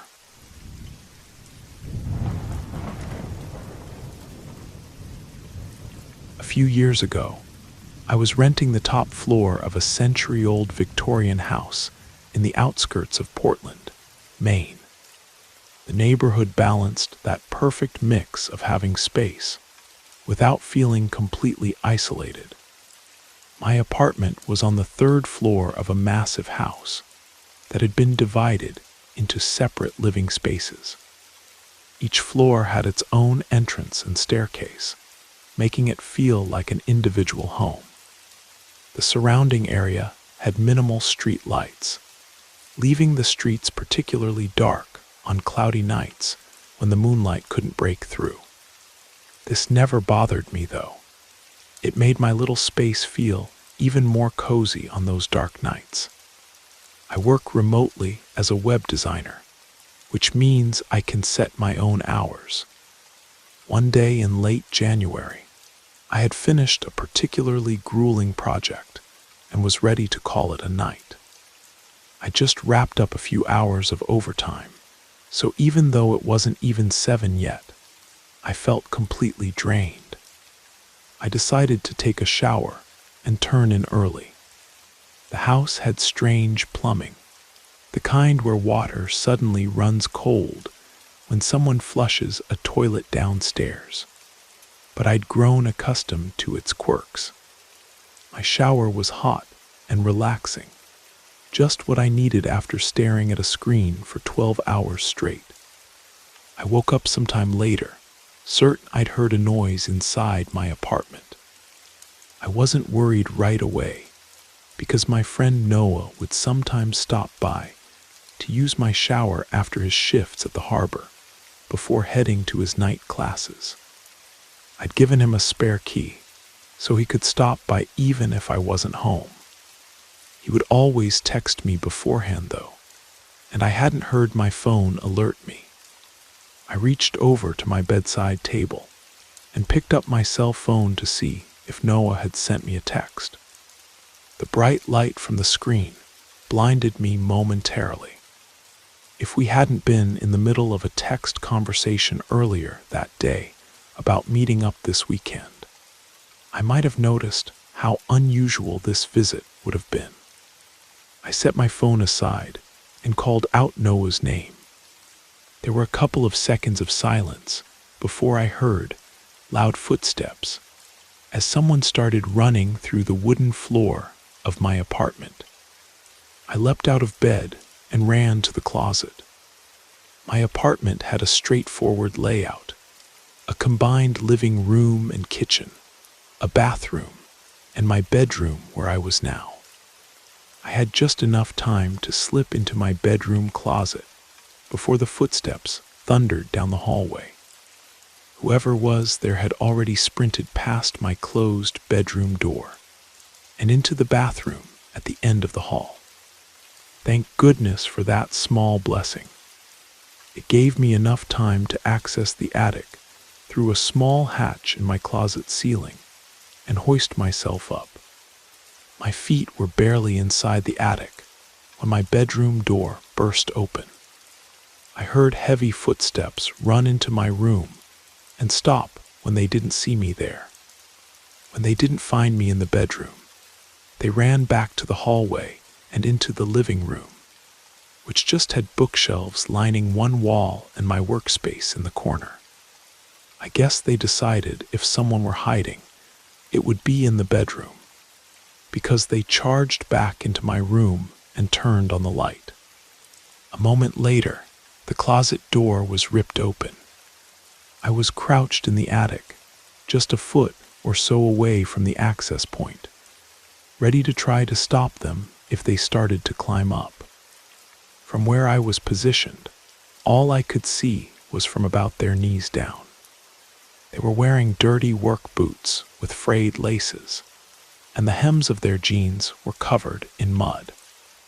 After looking in the closet for a few seconds, they stepped away, and I heard a loud crash from my room, followed by a scream of frustration and anger. That scream was the most unnerving part of the incident for me. It reminded me too much of my former stepfather, who would scream in a similar way when he lost his temper. He would eventually be hospitalized for several mental disorders that resulted in erratic and violent behavior. The intruder ran back down the stairs. I heard crashes and banging as things were thrown around and furniture was knocked over. I stayed crouched in the attic, motionless. I had left my cell phone on my bed when I ran for the closet, and I wasn't certain I could climb down without the intruder hearing me. After what seemed like an eternity, the noises stopped. I started counting slowly in my head. When I reached 1,000, I decided it was safe enough to climb down and call the police. Upon exiting the closet, I noticed that the intruder had flipped my bed over, I assume in an attempt to find me. That must have been the loud noise I heard after he stepped away from the closet. I couldn't find my cell phone, so I went to the landline by the overturned bed and called 911. I waited in my room until I heard the police announce themselves from downstairs. The first floor of my apartment was a disaster.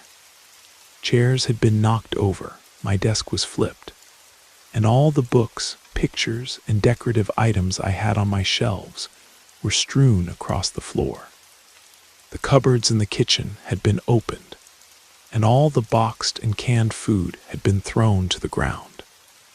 The strangest thing was, the only item missing was a single knife from the wooden block in my kitchen. The police checked the apartment thoroughly and found that the fire escape door had been forced open, likely with a crowbar. They also found a few cigarette butts along the building's perimeter, along with some foil and an empty pen tube, which the police said people often use to smoke illicit substances. The officers believed the person had been watching my apartment for a while. I realized that he must have been smoking outside when I got home from work. They collected the evidence and advised me to stay with family or friends that night and get the door fixed as soon as possible. I opted to just not sleep. I moved a bookshelf to barricade the broken door and spent the next couple of hours cleaning things up. I frequently went to the window with a flashlight to scan the area outside, but I didn't see anything unusual. The next day, I called to have the door fixed and motion-activated lights installed around all the entrances to the building. I also ran a phone line up into the attic and added a second landline phone there. I never wanted to be stuck up there without a way to call for help again. Surprisingly, nothing else happened after that. I lived in that apartment for another 3 years without incident, but I took one more precaution. I regularly practiced getting out of my bed, going to my closet, and climbing into the attic as quickly and quietly as possible. I even kept a backpack with emergency supplies in the attic, just in case. I try not to think about what would have happened if I had been a bit slower getting to the attic that night, or if the intruder hadn't gone into the bathroom at the end of the hall, giving me those precious extra seconds to hide.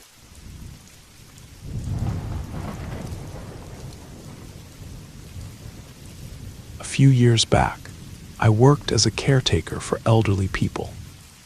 I had received a job that morning to drive out into the countryside of Maple Ridge, Montana, to help an older woman named Mrs. Mortimer. She was a fairly new client, and I was instructed to do a little extra here and there to make her comfortable and happy. I drove for about 45 minutes and pulled up to a weathered Victorian house in the middle of nowhere. Mrs.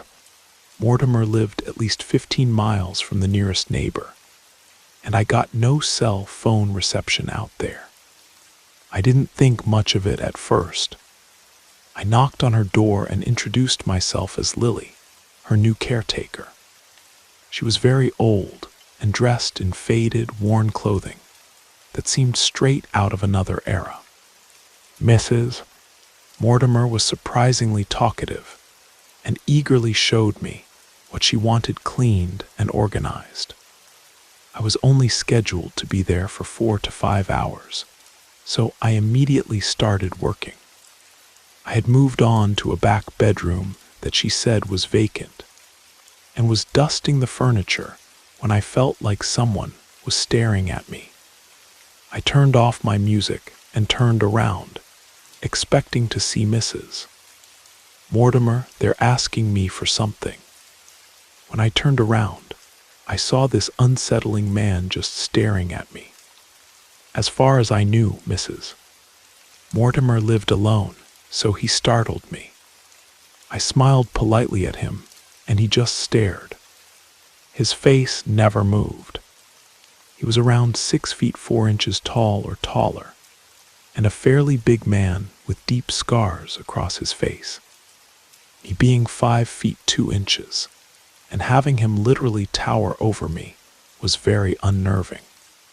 Right before my heart rate skyrocketed, I heard Mrs. Mortimer yell out, "Edward, would you like some lunch?" He just half smirked in a really creepy way and asked if I wanted a sandwich. I politely declined, and as he was leaving, he said, "You're going to want to keep your strength up," and left. At this point, I was fairly uncomfortable, but just tried to shake it off. I finished cleaning all the rooms and went to clean the kitchen last. Mrs. Mortimer was sitting on her couch, looking at a photo album. I explained to her that all I had left was the kitchen, and that if she'd like, she was more than welcome to inspect the other rooms to make sure they were up to her standards. She declined and asked me to come sit by her on the sofa so she could show me pictures. I went and sat by her and asked who the taller man was. She said it was her son, Edward, who had come to do some business for her. She then started showing me all these photos in her album of random people that didn't look remotely related, and was asking me questions about myself. She asked if I was religious, which I said I was. I lied, and then asked me what I would do if I died today. I was a little taken aback by the question, but she said, "We're never promised tomorrow, you know. You can die at any moment, and you should know where you're going if it happens." I told her I didn't really think too much about it, but that I was confident I'd be okay. As weird as our conversation was getting, I honestly just assumed she was a bit lonely and trying to talk about her faith. So the questions didn't make me that uncomfortable initially. I explained to her that I needed to finish up the kitchen and got up. While I was walking towards the kitchen, I looked through the window and saw Edward in the backyard digging what looked like a grave, a fairly large grave. He caught me staring at him and gave me the creepiest smile. I quickly turned away and cleaned the kitchen as fast as I could. Mrs. Mortimer came in to inspect when I was done, and I casually asked her what her son was doing outside. She explained that her cat had passed away, and they were digging a resting place for it in the backyard. It sounded plausible, but something about the way she said it just didn't sit right with me. I asked her where the cat was, because there was nothing outside with him, except a shovel and a large black trash bag that was obviously empty. She said the cat was in the shed, and he would move it into the grave once it was done because she didn't want to see it. At this point, I'm thinking, okay, weird family, but maybe I'm just being paranoid. I was already preparing to leave, so I was at least grateful I wouldn't stay long enough to make sure that grave was for a cat.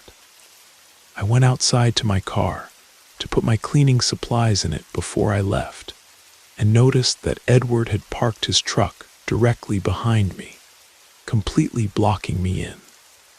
I was feeling very uneasy, So I checked my cell phone for service. Nothing. I walked around a little bit in the long driveway, trying to get some reception, but with no luck. As I was walking back to the house to hurriedly finish up, I decided to peek inside the shed where the supposed dead cat was supposed to be. Nothing was there.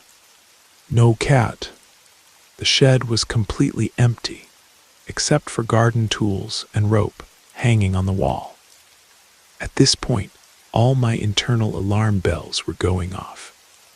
I hurried inside and explained to Mrs. Mortimer that I was finished and thanked her for having me. She said she didn't want me to leave yet. She kept saying, "Just give me 15 more minutes. Just do a little extra cleaning." I told her she was welcome to schedule for me to come out again at a later time, but I had other clients to visit, so I had to get going. I asked her if she could ask Edward to move his truck for me. She seemed fairly upset, and I saw her walk out to where Edward was digging and talking to him. They looked like they were arguing, and I noticed there was still no sign of any dead pet near him. Edward looked up at me from the backyard and gave me the most menacing smile I've ever seen. He came in, muttering under his breath while looking at me. He kept saying something like, "Getting away. She's getting away." I tried to remain as calm as possible and explained I needed him to move his truck for me. He shoved past me, and I followed him up to my car. He inspected my car for a bit and asked me how reliable it was. I lied and told him it had never given me trouble. It had a tendency to not start, which I was praying wouldn't be the case today. He asked me if anyone was expecting me back somewhere. I lied and told him I had a client a little bit up the road next, and that I had called them to say I was on my way. He walked up to me, got really close to my face, and whispered, "Now, why would you go and lie about a thing like that?" At this point, I ran to my car, locked the door, and sat. He stared at me through the driver's window for at least 5 minutes. Then he started his truck and moved it. I immediately started my car and was in the process of backing up when he pressed his face up against my window and said, "See you soon, pretty girl. See you real soon." I drove away at top speed and called my supervisor as soon as I got reception, but she shrugged it off. The Mortimers only requested me to come back, but I refused, and a week or two later, they canceled services completely. I found out later from my supervisor that Edward had disappeared a week after I cleaned for them, and no one had heard from him since. Needless to say, I'm really glad I never saw him again.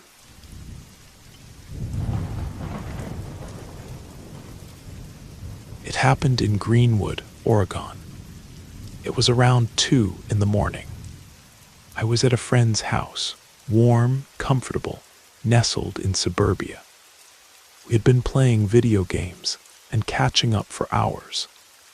When you're having fun, time flies, and those few minutes turn into hours before you know it. My car had been making strange noises on the drive over, and just as I was about to leave, it refused to start. I felt too embarrassed to ask if I could stay the night and sleep on the couch. My friend Tom was either too caught up in his own world or too tired to offer. Whatever the reason, sometimes a little inconvenience makes you appreciate everything else in life. I needed about an hour to figure out what was wrong with my car, or at least wait for roadside assistance to arrive. As quickly as time had passed during my visit, it decided to slow down drastically as soon as I stepped out of his house. The neighborhood was a cul-de-sac with a street breaking into a fork. My car was parked along the road. The only streetlight that worked was in the middle of the circle, about 80 yards away. I trudged toward my car, pulled out my phone for its flashlight, lined up the key, opened my door, and shifted to the back seat. Because this was a dark, strange, and unfamiliar neighborhood, I took some old newspapers and a jacket from my back seat to cover myself up. I was a little scared. I wanted to camouflage myself and not just be some guy awkwardly sitting in his car waiting for help to arrive. I couldn't fall asleep. The uncomfortable feeling of a cheap backseat turned makeshift bed, shrouded in darkness, didn't make it easier. It felt too ominous. Of course, my mind began to wander. I thought of worst-case scenarios, like how the police might shine their lights through the window, or a drunk driver hitting my car. Then, in the distance, about 100 yards away, I could hear footsteps approaching.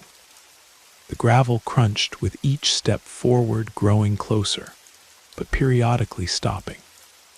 I wondered why until it made sense in my mind. Whoever it was probably looking through cars carefully, perhaps with intent to steal one. I couldn't recall how many cars were on the block, but I counted 3 full stops until the person was at my window, breathing. I froze. There was no more than 1 foot between us. The car encapsulated me as I lay hidden beneath the back seat clutter, forming myself into an object, trying my hardest to be unnoticeable, unmoving, and simply not there. "I see you," said a young man in an unsettling whisper. "Imagine when you were playing hide and seek, and one of your friends tries to trick you into coming out." He said it in that tone of voice, as if teasing me, questioning whether the clutter in the back seat was just clutter or a person. I didn't want to move or check the window. I remained as still as clutter. My body reacted by minimizing my breathing so much that I felt paralyzed. I dared not look. My eyes stayed fixed on the back of the passenger seat. I didn't blink. I didn't move. I didn't breathe. My heart was pounding so hard, it shook my body with each throb. He circled around the car. My ears didn't fail me. I heard the steps. I felt like I was part of the car. I could feel him touching the trunk as he carefully pressed down, as if to test the alarm, as if to test me.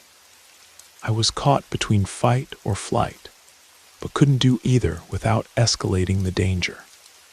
I was frozen, hoping to God he was bluffing. He circled the car again. The door handle to my right jiggled. He was pulling it multiple times. "I see you," he said again.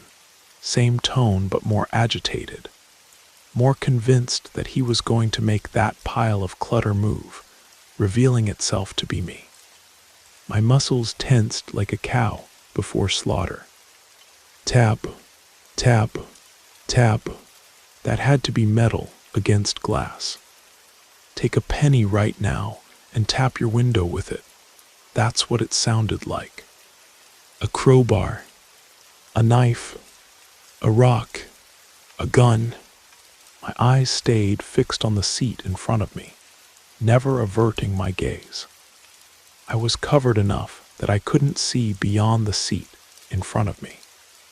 I knew I couldn't see him, but I could feel his eyes resting on me. "My name is Ghostface." "What's your name?" The voice changed to a lower, more menacing tone. My mind conjured a visual. It wasn't anything human. I already accepted my death. I was ready to be shot in the head, to take a life-changing bullet, or suffer multiple knife wounds. Just make this quick and bearable, not excruciating as you drain me of life. I wouldn't know how to react. My thoughts grew dimmer. I imagined Tom waking up the next morning after a calm night of safe and sound sleep, only to discover my mutilated, defiled, and bloody body hanging outside my car door. It was then I heard nothing but my own heart. What was this person doing now? Just staring at me in the middle of the night, talking to a messy pile in the back seat. Time froze. Then the footsteps began fading in the distance. Thank God he was leaving. I waited another hour until the sun showed hints of itself. Then I jumped into the front seat, called for help, and waited, wide-eyed and totally sober, until the tow truck arrived.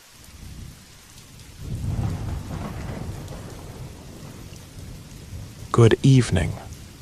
My name is Mike. I've been driving 18-wheelers across this country for more than 15 years now. And during those countless hours on the open road, especially during those long, lonely nights, I've experienced things that some might call paranormal. When you're cruising down endless highways at 3 in the morning with nothing but your thoughts and the occasional pair of headlights passing by, the line between reality and something else starts to blur. This is one story that still sends chills down my spine when I think about it. I was hauling a load from Burlington, Vermont, headed all the way down to Savannah, Georgia. It was early autumn, and the weather was turning cold up north. I pulled out of the distribution center around 7 in the evening. I wasn't tired at all since I'd just taken a long nap at the truck stop earlier that afternoon. So I figured I'd drive through the night and make good time while the highways were empty. Everything was going as usual. The roads were fairly deserted, just how I like them. But sometime after midnight, as I was passing through the mountains of western Pennsylvania, I noticed something strange in my side mirror. A silver-gray truck seemed to appear out of nowhere from a densely wooded area off the side of the highway. It just emerged from between the trees, where there wasn't even a road, and pulled onto the highway behind me. At first, I didn't think much of it. I figured it was just another driver who'd pulled off for a quick rest in a weird spot. But then it stayed behind me, maintaining the exact same distance. I was going pretty slow, climbing up through the mountain passes, and normally other trucks would signal and pass when they could. I flashed my lights to let them know it was safe to overtake me, and I even moved over slightly to give them more room. But this truck just stayed put, matching my speed perfectly. I thought maybe the driver was nervous about the mountain roads at night, or perhaps inexperienced with the steep grades. So I slowed down even more and signaled again for them to pass. But they just slowed down too, keeping that same distance behind me. By this point, I was starting to get annoyed. I couldn't figure out what this driver was up to, but I decided to ignore it and focus on my driving. 2 more hours passed like this. 2 whole hours. And that truck was still right there behind me, never getting closer, never falling back, never attempting to pass. It was as if it was attached to my rig by some invisible tether. I decided to pull into a truck stop to use the restroom, grab something to eat, and hopefully let this strange shadow truck continue on its way. But as I pulled off the exit, the silver-gray truck did the same. It didn't follow me into the truck stop, though. It just stopped on the shoulder of the exit ramp, with its headlights still blazing. I went inside, used the bathroom, and picked up a coffee and sandwich at the convenience store.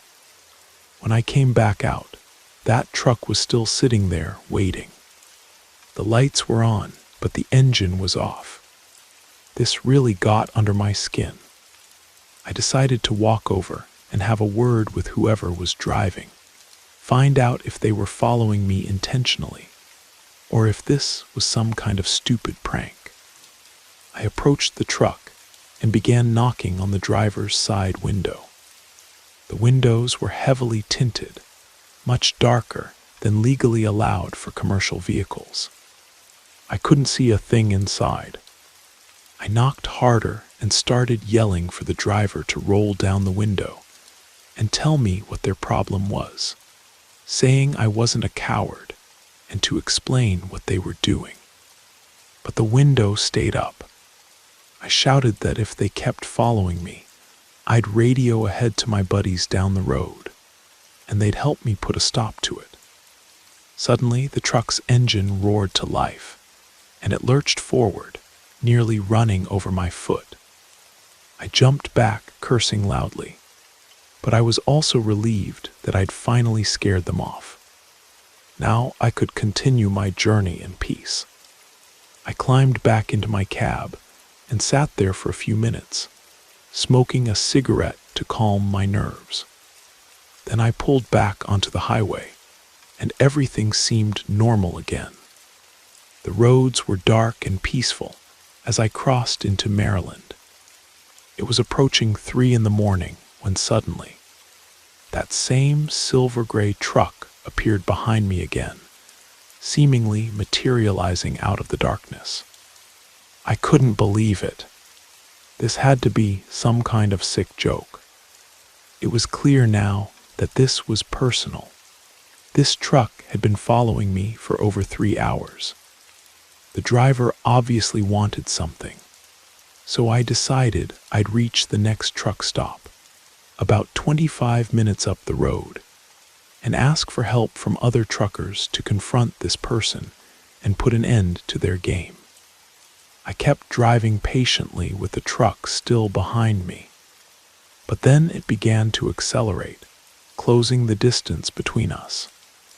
I thought it was finally going to pass me, so I slowed down a bit to give it room, but it slowed down too, and then pulled up alongside my rig. The driver's window was now directly parallel to mine, and I could feel that they were watching me. I honked and gestured for them to back off, because it was dangerous to drive like that. But then the truck started drifting closer to my lane. I didn't know what to do. I kept honking and yelling out my window, asking what the hell they were doing. Then I felt a jolt as the truck sideswiped my trailer. I lost control of the steering and veered off the road, crashing through a guardrail and plunging down a small embankment into a thick forest of pine trees. I wasn't hurt, thankfully, but my engine completely died, and when I tried to restart it, nothing happened. I reached for my CB radio, but it wasn't working either.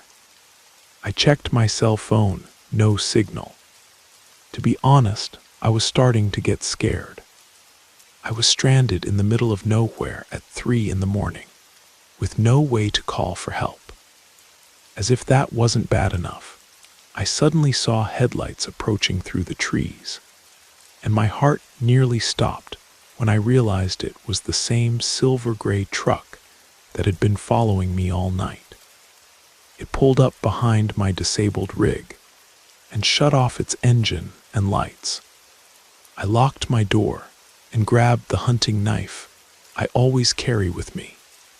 The only thing I could think was that this might be some kind of carjacking crew targeting truckers, especially since this was a notoriously dangerous stretch of highway. But after about 5 minutes, nobody got out. I decided to step down from my cab and confront the driver, to tell them to leave me alone and go away. I slowly approached the truck with my knife in my pocket and my phone's flashlight on, because the night was pitch black and we were well off the road, surrounded by nothing but forest and the sounds of the night. I walked up to the truck, stopped at the driver's window and knocked twice, saying, "Hello. Can we talk? Please roll down your window." But there was no response. I tried to peer inside, pressing my face against the glass and cupping my hands around my eyes to see better. What I saw, or rather, what I didn't see, made my blood run cold. There was absolutely nobody inside. I looked into the back of the cab and saw only a pile of old newspapers and empty fast food bags.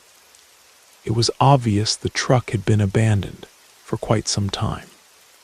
I opened the door to confirm, and sure enough, it was completely empty. I can't describe the terror I felt in that moment.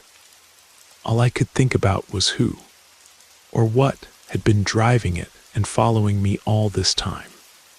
I ran back toward my truck, but before I could climb in, I saw a figure standing several yards in front of my rig.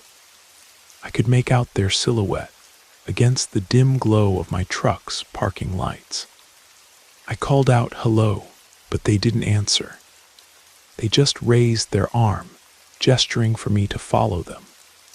I hesitated, but I followed anyway, thinking they might need help or know something about what was happening. They moved quickly, and I barely kept them in sight. The place smelled awful, like decaying animals or something even worse.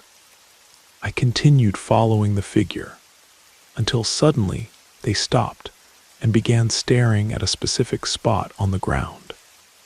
I hurried over, but when I arrived, the person had vanished. I swept my flashlight around, calling out to find where they'd gone, but they never reappeared. Then I looked down at the spot they had been focused on, and there were 3 bodies, lifeless and partially covered with leaves and dirt.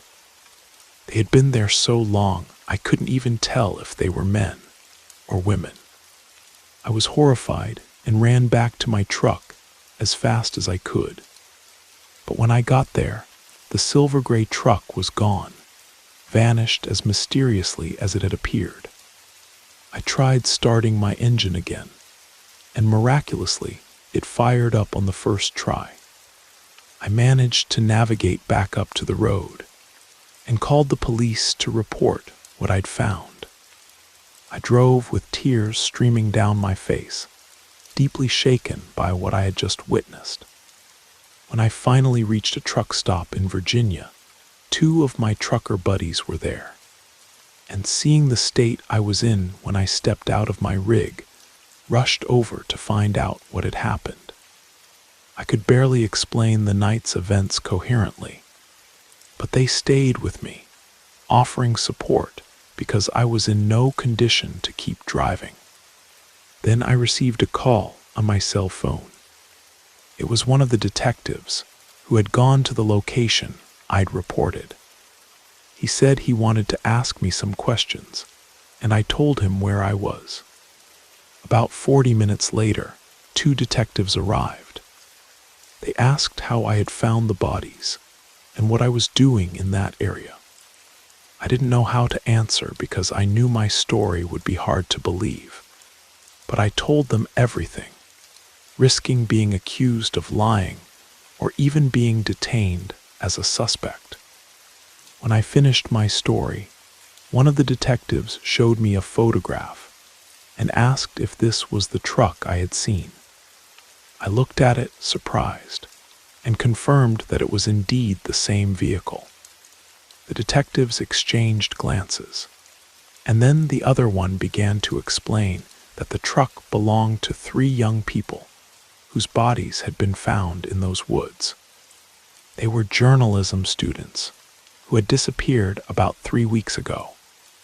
Their families had reported them missing and said the students had been traveling to Baltimore to investigate a series of unsolved disappearances for a school project. But they never reached their destination. There had been no information about them for weeks. That's why it was so important to know how I had found their bodies.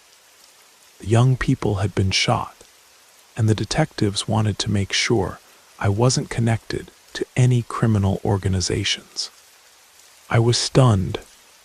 I broke down crying and insisted that everything I'd told them was the truth. The detectives calmed me down and told me to contact them if I remembered anything else.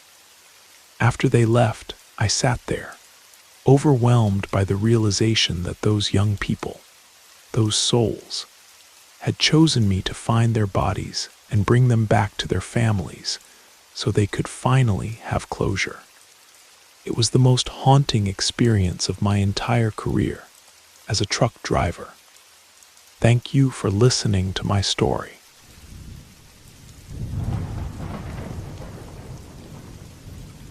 I was 8 years old when we first moved into the house on the edge of the forest. My parents had their doubts about buying a house with a backyard bordered by forest. They worried about wild animals getting into our bins or hurting our dogs, and they feared one of us might wander too far into the trees and get lost. But it was cheap. My dad liked the seclusion. My mom loved the house itself, and my siblings and I were excited about playing in the backyard and exploring the forest. Our first sign that something wasn't right was that our dogs were absolutely terrified of the forest. They never ventured in for any reason. If a toy they'd been playing with ended up past the tree line, they would refuse to retrieve it. And when one of us went in, they would pace anxiously until we returned. Occasionally, we noticed the dogs staring at a spot in the forest with obvious distress, sometimes growling or barking, but we could never see anything there. My brother once carried one of the dogs into the trees to show her there was nothing to fear, but she wriggled out of his grip and sprinted into the house in a panic.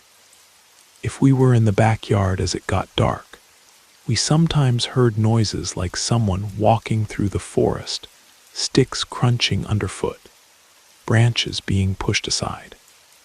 If we called out, there was no response, but if we shined a flashlight, we would occasionally catch a glimpse, for just a split second, of something that we could swear looked like a person walking around in the dark.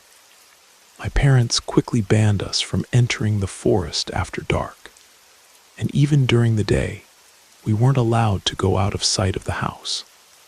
My sister's bedroom window looked out over the backyard and the forest beyond. She remembers one night looking out and seeing a shadowy figure standing right at the edge of the backyard. She says there was something off about it, like it wasn't quite standing on the ground. It was a little too tall to be a person, and it looked slightly distorted. She was convinced it was staring at her. She called for our dad, saying there was a man in the yard staring through her window. And when he ran outside to chase off whoever it was, she continued watching the figure. It didn't move away, but when the light from our dad's flashlight passed over it, it suddenly just wasn't there anymore. We regularly heard knocking at the back door at night, with no one there. Our parents thought it was teenagers playing pranks, and eventually stopped bothering to open the door. But one rainy night, the knocking was persistent and agitated. My mom pointed out that someone might need shelter from the heavy rain outside, but when she opened the door, not only was there no one there, but there were no wet footprints on the porch. The knocking continued the whole time we lived there, occurring several times in a few weeks, then stopping for months before starting up again.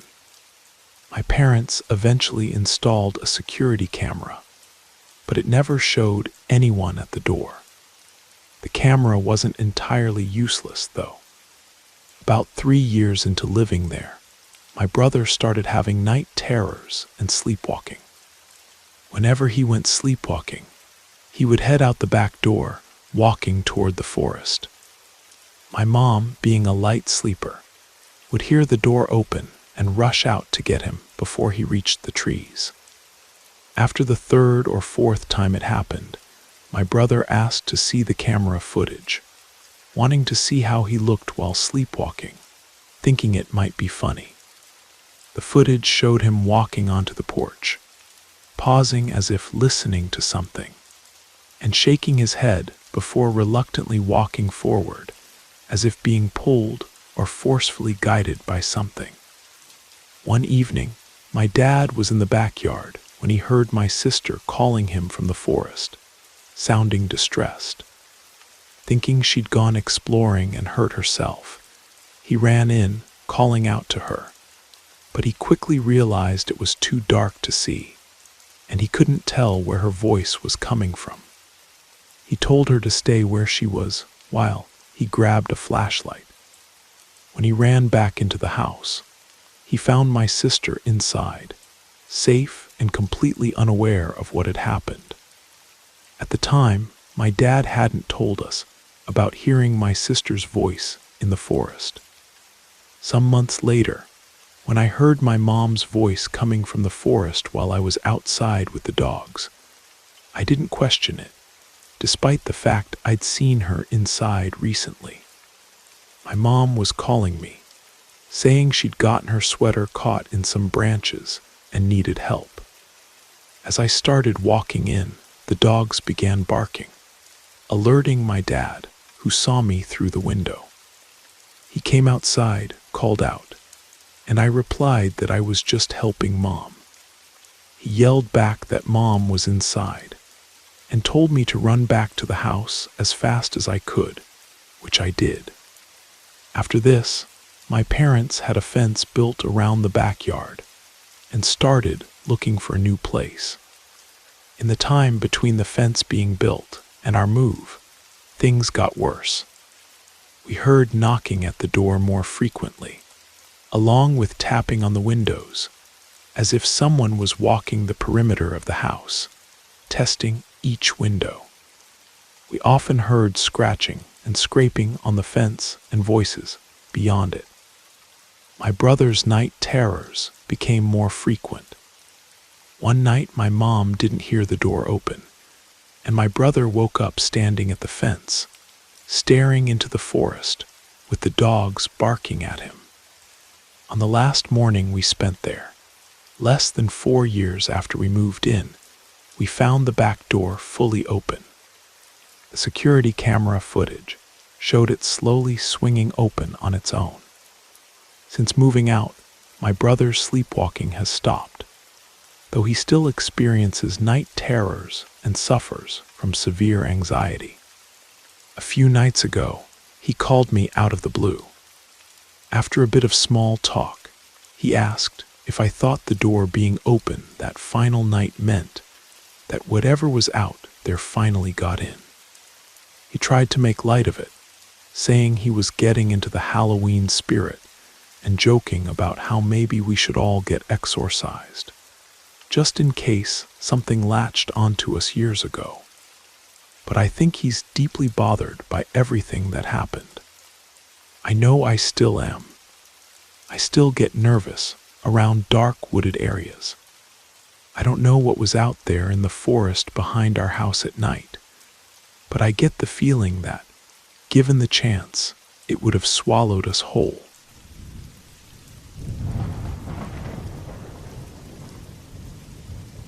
So to start, I'm a transgender woman. I'm single, and I make my status as trans very clear on all my dating profiles, except dating fish, because they consider that to be talking about sex, and they will straight up ban you. So I state instead that I'm a huge proponent of trans rights. One day, a guy messages me. He lives about an hour away and is kind of cute in a mildly creepy way, like something seems a little off about him.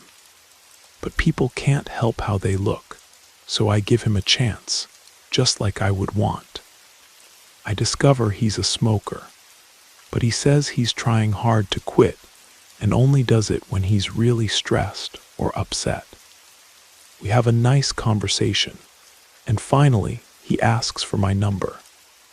Without thinking about it, I give him the number, but tell him I'm getting ready for my evening classes, so I'll be slow to respond.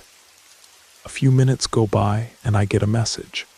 Hi, it's username from Dating Fish. Now, usually, I send a standard quick message. Hi, it's Ellie. Just to be clear, since my profile might be a little vague, I'm a transgender woman. I know that's not everyone's cup of tea, so if you're not interested, I can completely understand. About 20% of the time, the guy isn't interested and gets rude, needing to be blocked, while the other 80% is split between immediate inappropriate questions, casual acceptance, or dead silence. But like I said, I was getting ready to go to class, so I hadn't sent the message yet. A few minutes go by, and I'm about to text him my standard reply when I get another text. Who is full dead name, and why is he paying your cell phone bill? Me. Where did you even get that name? Him. Answer the question. Who is he? Honestly stunned at this point. And I realize he must have paid one of those sketchy websites that offer personal info for a fee. Well, if you must know, I'm transgender, and that used to be my name. I was about to tell you when you pulled that stunt. Please do us both a favor and lose my number.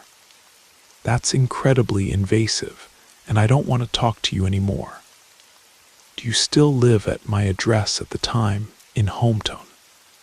I'm coming to see you so we can talk about this in person. Me lying. No, I moved a few months ago, and I'm getting ready to head out like I said. You need to leave me alone. Don't contact me again. Him. Since you have something to hide, I'm going to run a full background check on you. You lied to me, and I don't appreciate that. Me.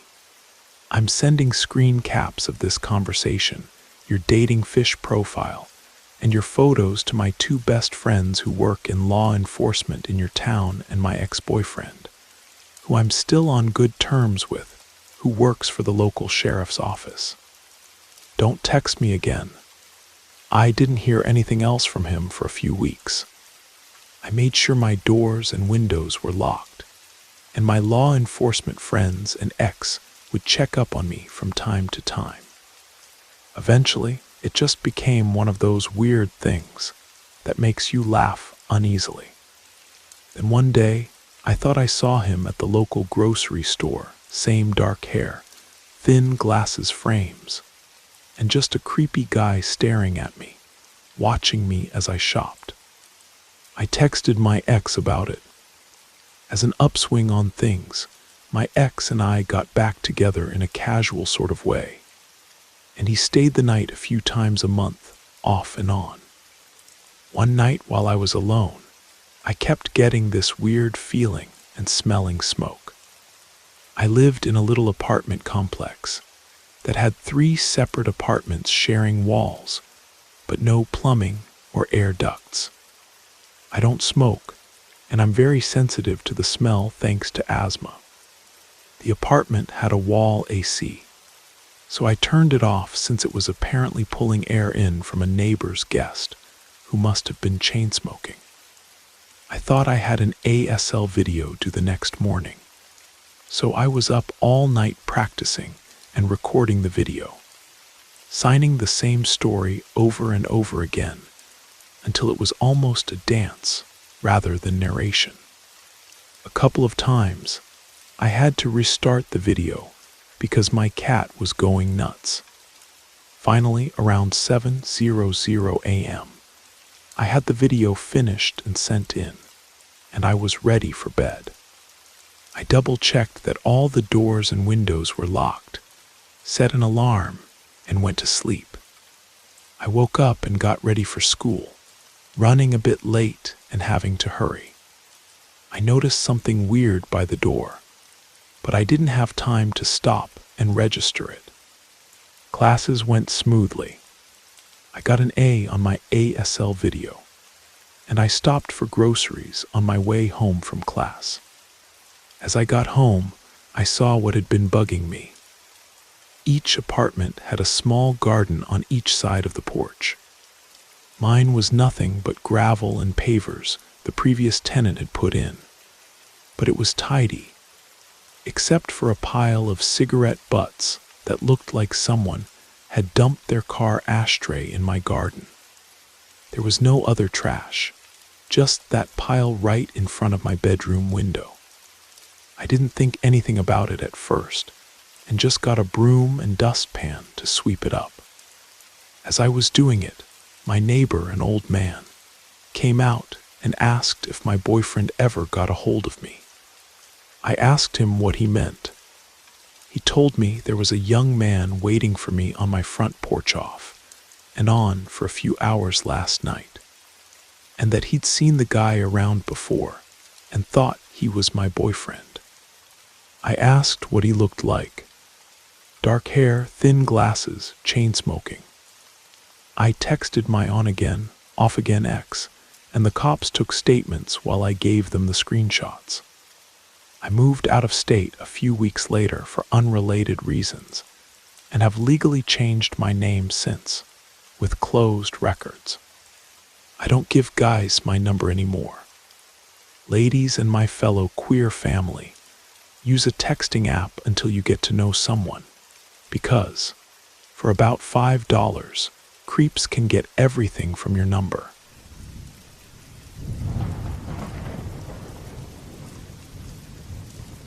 I had just graduated high school, and my best friend and I were planning to move into an apartment near the university we would be attending in the fall. On our drive to check out an apartment downtown, a car pulled in front of my friend, and we hit it going 50 mph. The seat belt cut the cartilage in my chest, and I couldn't breathe properly for a bit. My friend had jammed her knee into the dashboard. We were both taken to the hospital. I was okay, but my friend's knee was hurt pretty badly. I called my mom to come and pick me up. When she arrived, we walked over to the hospital pharmacy to fill my prescription for muscle relaxers that would help with the pain from the seat belt injury. As soon as we exited the pharmacy with my prescription bottle in my hand, he appeared. He was tall, probably 63, and thin. He was in his 30s and looked like a scrawny John Lennon. He had the round glasses and everything, except he seemed to hunch over a bit. He was a cross between Riff Raff from Rocky Horror Picture Show and John Lennon. "Hey, I know you," he said to me. My mom stared at me, slightly annoyed that I would be known to a man in his 30s. "No, you don't," I said. "Yeah, I do." "What's your name again?" "Melissa," I said. "Not my name." "Yeah, Melissa. I do know you." "Hey, what you got there?" he asked, nodding to the prescription bottle I was carrying. "A bottle of pills." At this point, my mom and I realized the guy was nuts and picked up our pace, nearly running out to our car. He picked up his pace and shuffled after us, nearly reaching the car as we jumped in and sped off. We drove home, talking about the creepy experience. We laughed a bit at how my mom thought I really knew him and was going to ground me. We thought it ended there, and we would never see the guy again. A month passed, and my friend and I moved into an apartment.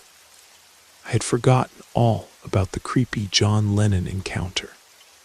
Then one day, I was walking out of a convenience store and realized a man holding the door for me looked familiar. He stood there with this weird grin. I smiled and walked to my car. "Hey, Melissa," he said to me. I jumped in my car and glared at him. Over the next few weeks, my friends and I started noticing him all the time. He seemed to be everywhere I was. I remember having coffee with some friends on the patio of a local coffee place. He strolled past us, sat at a table nearby, and pretended like he was part of our conversation. My roommate and I left in a hurry. He chased us to our car. Things escalated from there. One day I was at work. I worked at the body shop in the mall, and he showed up at the doorway and just stared in at me. The store manager made him leave. A few days after that, I pulled up to my apartment and spotted what I thought was his car right in front of my building. I parked a block behind and tried to get a good look at him. Sure enough, it was him, just sitting in front of my house. I took off and he chased me. He knew where I lived, where I worked, where I hung out, and who my friends were. And now he was chasing me in my car. I should note here that this happened in 1992. Stalking laws didn't exist. It was an incredibly odd situation to be stalked by a complete stranger. My dad lived rather close to me, so I went to his apartment. There was an underground parking garage, and the door to the building from there needed a code. I drove around and saw that my dad's car wasn't there. His condo was on a one-way street. When I left, the stalker was waiting at the next street and sped up behind me. I drove to a friend's house that was a little ways away. I seemed to have lost the stalker at some point. The friend wasn't home, so I asked her mom if I could hang out there for a bit and call my dad. When I reached him, he said to come to his house immediately. I headed over and still saw no sign of the stalker. I went up to my dad's condo, and he suggested we go drive around to see if we could find the guy's car and at least get a license plate number. That way, we could file a police report. We went to the garage, got in my dad's car, and the automatic door opened. Right then, the stalker's car was driving down the narrow, one-way alley to my dad's garage. I started yelling, "That's him. OMG, that's him, Dad." My dad pulled the golf club from the back seat, jumped out of his car, and ran to the stalker's car, screaming at him to hand over his keys. Meanwhile, the garage door was opening and closing because we were parked right in the middle of the doorway. The stalker was nearly crying. "Don't hurt me, sir. Don't hurt me," he was wailing as he frantically rolled up his window. My dad was an intimidating guy, and I had never seen him so angry. He just kept screaming at the guy to hand over his keys and get out of the car. Finally, the guy gave in. He stepped out and handed my dad his keys. My dad grabbed him by his shirt and yanked him through the doorway to his building. The garage door was still opening and closing. I was frozen. OMG, my dad is going to murder this guy. He's going to kill him and bring out his dead body. I imagined having to go with my dad and bury this guy in a desert somewhere. I moved over to the driver's seat, pulled his car into a parking spot, and waited. I had no idea what to do. Some time passed, and my dad finally emerged with the stalker guy, still alive. He opened the door and told me to get in the back seat. He then tossed the stalker into the passenger seat and walked around to the driver's side. The stalker was strangely calm, flustered, but much calmer than he should have been. My dad pulled out of the garage and started driving. Now the conversation in the car was bizarrely hilarious. "Where are we going, sir? Where are you taking me? I see you like golf. I'm sure in another situation, you and I would be friends." My dad told him to shut up and asked him what the hell he thought he was doing following a teenage girl all over town for weeks on end. I just like Melissa. She has a nice car, and I think she's really pretty, he said, shrugging his shoulders. That was a long 10-minute drive to the police station. My dad dragged him inside and told the cops to charge him with assault. The cops took the stalker dude in the back and then brought us to a little room to take our statement. They explained that there were no laws against following someone. He would have to do something to hurt me before they could do anything. They said that they were sure he was scared as hell and wouldn't be coming around anymore. They gave us a case number and we left. You would think it would be over, right? I went home and filled my roommate in on everything that happened.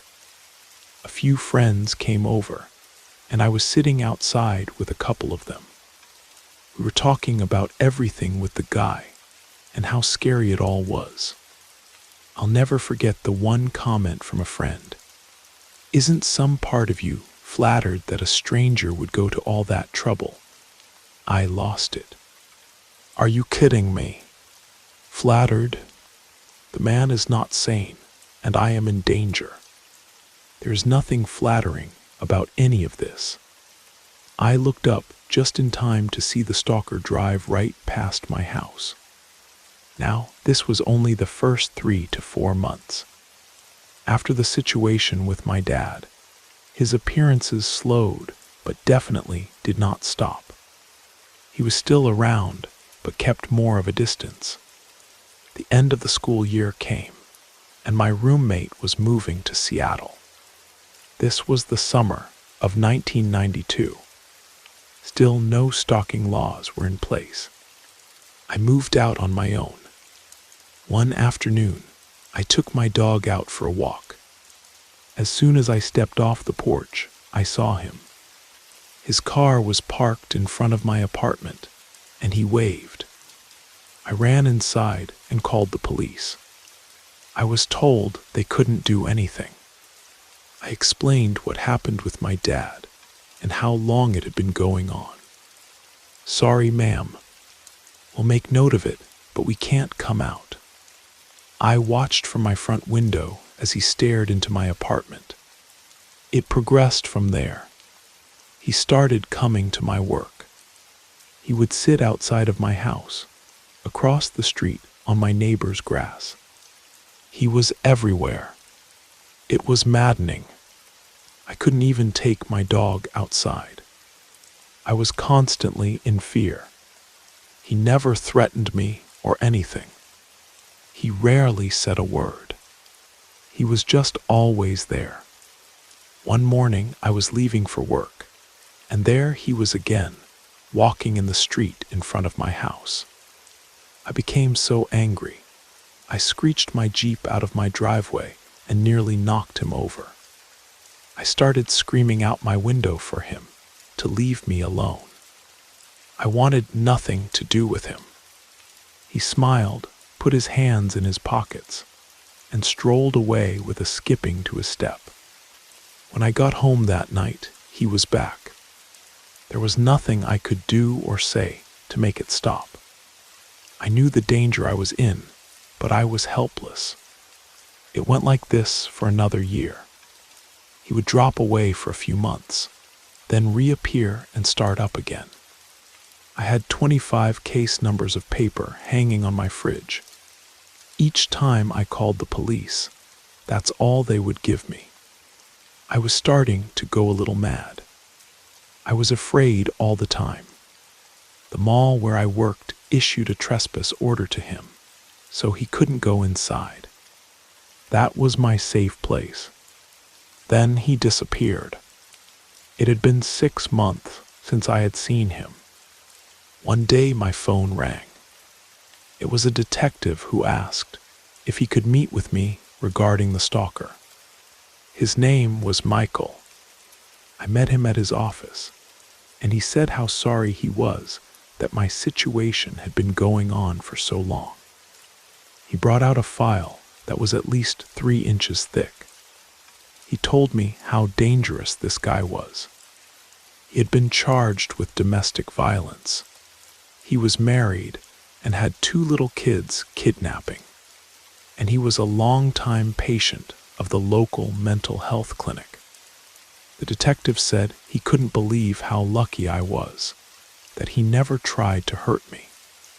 Apparently, the guy had been arrested for an assault and had been in jail for a period of time. That is how the detective found out about me.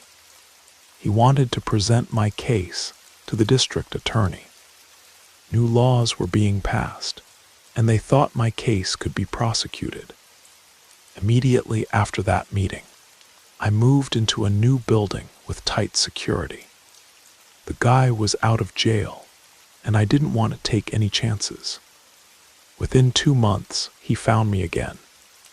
I contacted the detective, and he said he was trying to get the district attorney to take it on, but there were no guarantees. I couldn't take it anymore. I moved home to my mom's house, 40 miles away. I stayed there a year, and during that time I met my now husband. We decided to move out into a house downtown. My husband knew all about this stalker situation. Luckily, I hadn't seen him in well over a year. One night we were playing pool at a bar, and who walks in? Michael the stalker. He put his hands in the air as soon as he saw me, and started walking backward out of the bar. I'm leaving. I'm leaving. I didn't know you were here. I'm sorry. I'm leaving. I'm leaving. Don't call the police. I was on edge again for weeks, but he never showed up again. I don't know what happened or why he got so panicked when he saw me that night. I questioned my dad heavily for years after it all happened. Come on, Dad. You found him and threatened him or something, didn't you? Admit it, he always just laughed and told me I thought he was more of a superhero than he was. 10 years passed, and my husband and I moved a few times. We were back in the same neighborhood I lived in when all the stalking took place. I had 2 little kids now. We were at the grocery store, and there he was. I panicked at the thought of him seeing me. He seemed completely out of it, like someone with a lobotomy. He was zombie walking and didn't even notice me. And that was the last time I ever saw him.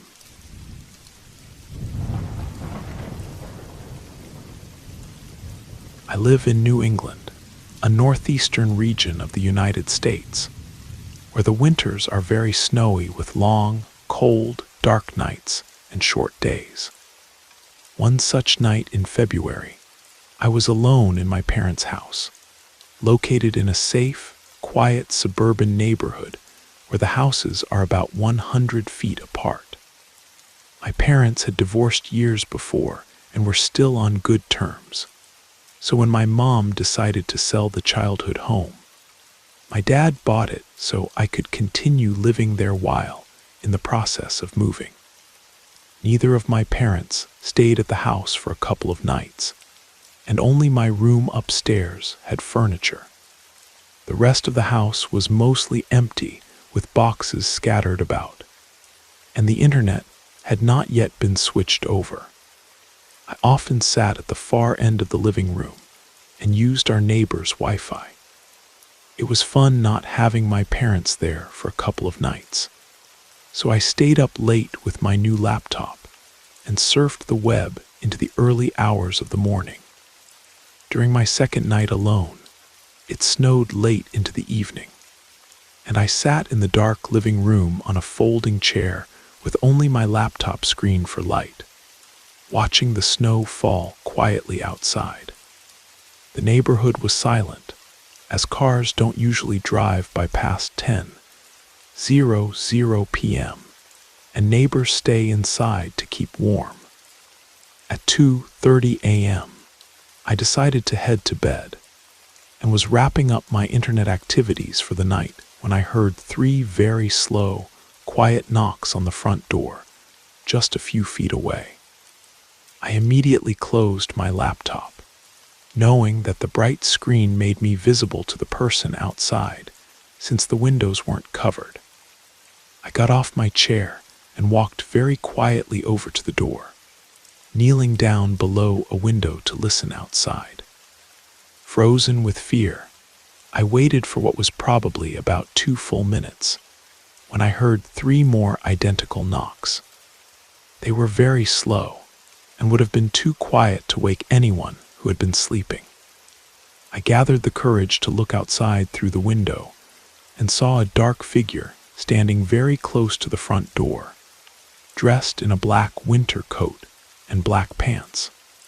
A hood pulled over his head obscured his hair and face, and he stood still with his arms at his sides.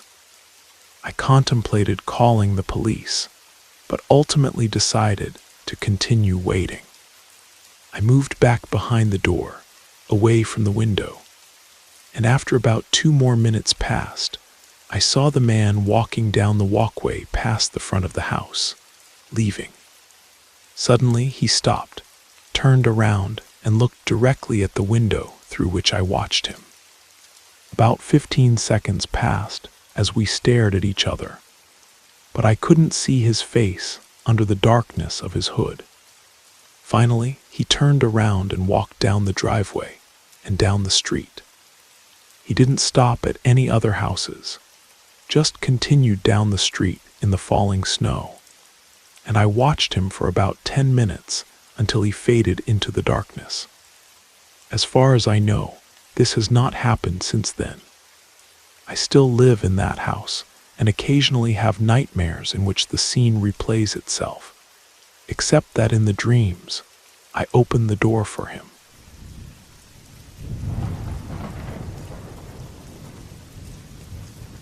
A few years back, my family and our neighbor family went on a vacation to Myrtle Beach, South Carolina.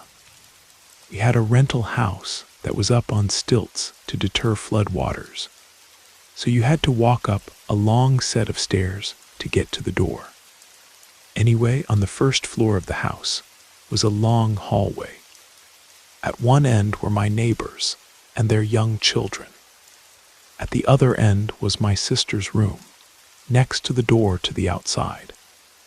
An important part of this story is that the doorknob to my sister's room was broken. You had to turn it all the way, and then apply a little extra force. It would pop and twist a bit more, opening the door. So to the uninitiated, it seemed like the door might have been locked when it was actually unlocked. One night at about 11:30 p.m., everyone was asleep except for my sister and me. I was probably 11 at the time, and she was about 12. We were just hanging out, playing Game Boy and whatnot. All of a sudden, the doorknob started shaking wildly. Someone was trying to open the door, but very frantically. The sound made us jump, so we asked who it was. Nobody answered, and the doorknob kept jiggling. We called again. This time we were both a little worried. Still no answer. The doorknob was being shaken like crazy. Someone was really trying to get in. We were freaked out, so we started screaming, asking who it was, with no answer, just the door trying to be opened. Now everyone in the house was aware of our doorknob issue. They would have had no trouble getting in, and if they had heard us screaming, they would have identified themselves right away. My sister and I kept yelling for what seemed like a long time, but it was probably only about a minute. The doorknob stopped shaking after about 15 seconds of this, and maybe 30 seconds later, we heard a voice from outside the door. It was our neighbor asking what was wrong. We opened the door, frightened tears, and told them what happened. We checked to see if it was our neighbor kids, but they were fast asleep. Our parents came downstairs to see what the yelling was about too, so it hadn't been them. The door in the hallway next to our room that connected to the outside was unlocked. I'm convinced someone was in our house that night. They came up that long staircase and into the house. Who it was, I'll never know. But they tried frantically to get into a room with screaming kids in it. Thank God for that broken doorknob.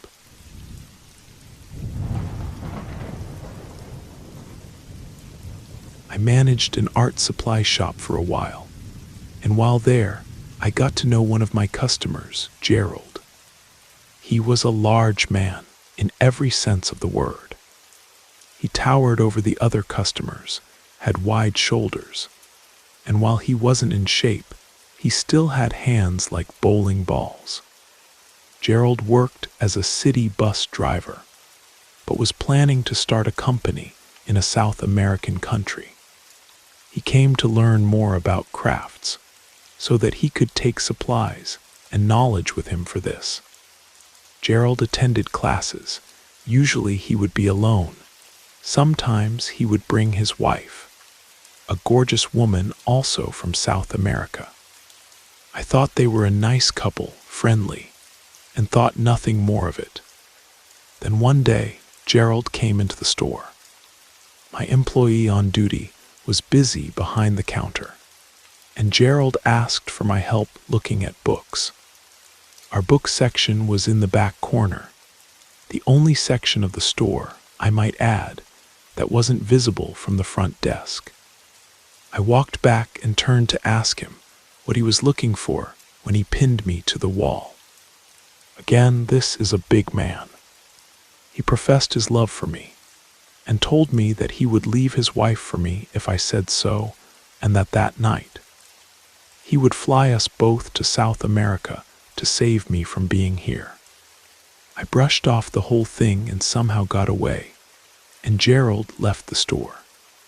A few days later, I was working at the front desk, which was near the window, when I heard some commotion outside. A city bus was sitting there. Now we were on the bus route, but there was no reason for a bus to stop outside. Puzzled, I glanced at the driver. It was Gerald. He saw me looking and drove quickly off. Over the next few days, I'd see the same bus slow down outside. Looking up the bus route, I discovered he was actually taking it a few blocks outside his run to do this, bringing his unwilling passengers along for the ride. The next week, I was training a new employee. We were alone in the store when Gerald walked in, looking like hell.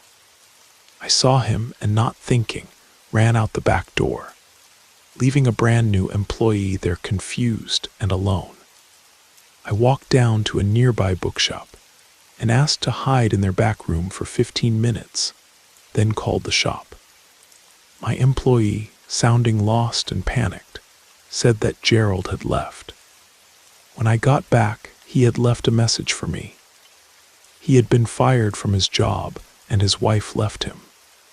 This meant there was nothing holding us apart.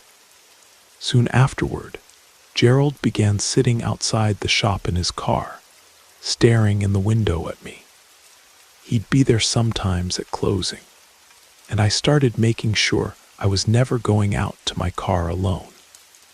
One night, my staff had all left, and I looked out to see Gerald outside. Panicked, I asked a frequent customer to please stay, because my stalker was outside. This customer was into buying tattoo supplies. He was a member of a bike gang and an overall sweet guy. I told him the whole story, and concerned, he walked me out to my car that night. Then he told me that the next time Gerald was outside, I was to give him a call. That weekend, I looked out to see Gerald staring in at me from his car. I got on my cell phone and called my biker friend. A half hour passed, and then suddenly there was the roar of engines outside. easily 20 motorcycles came pulling up, surrounding Gerald's car. Someone yanked open his door, and I saw heated words exchanged.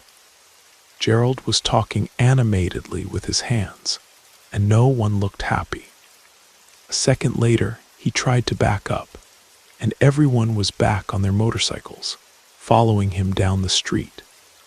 An hour later, my biker friend came in and said that I shouldn't expect any more trouble from him.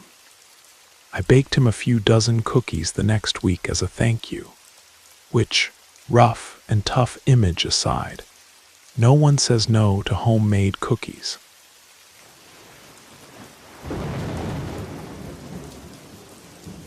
You made it to the end of the stories. That means it's the perfect time to subscribe so you don't miss future episodes. And if you haven't already, leave a like and drop a comment. I'd love to hear your thoughts. Have a great time relaxing, and good night.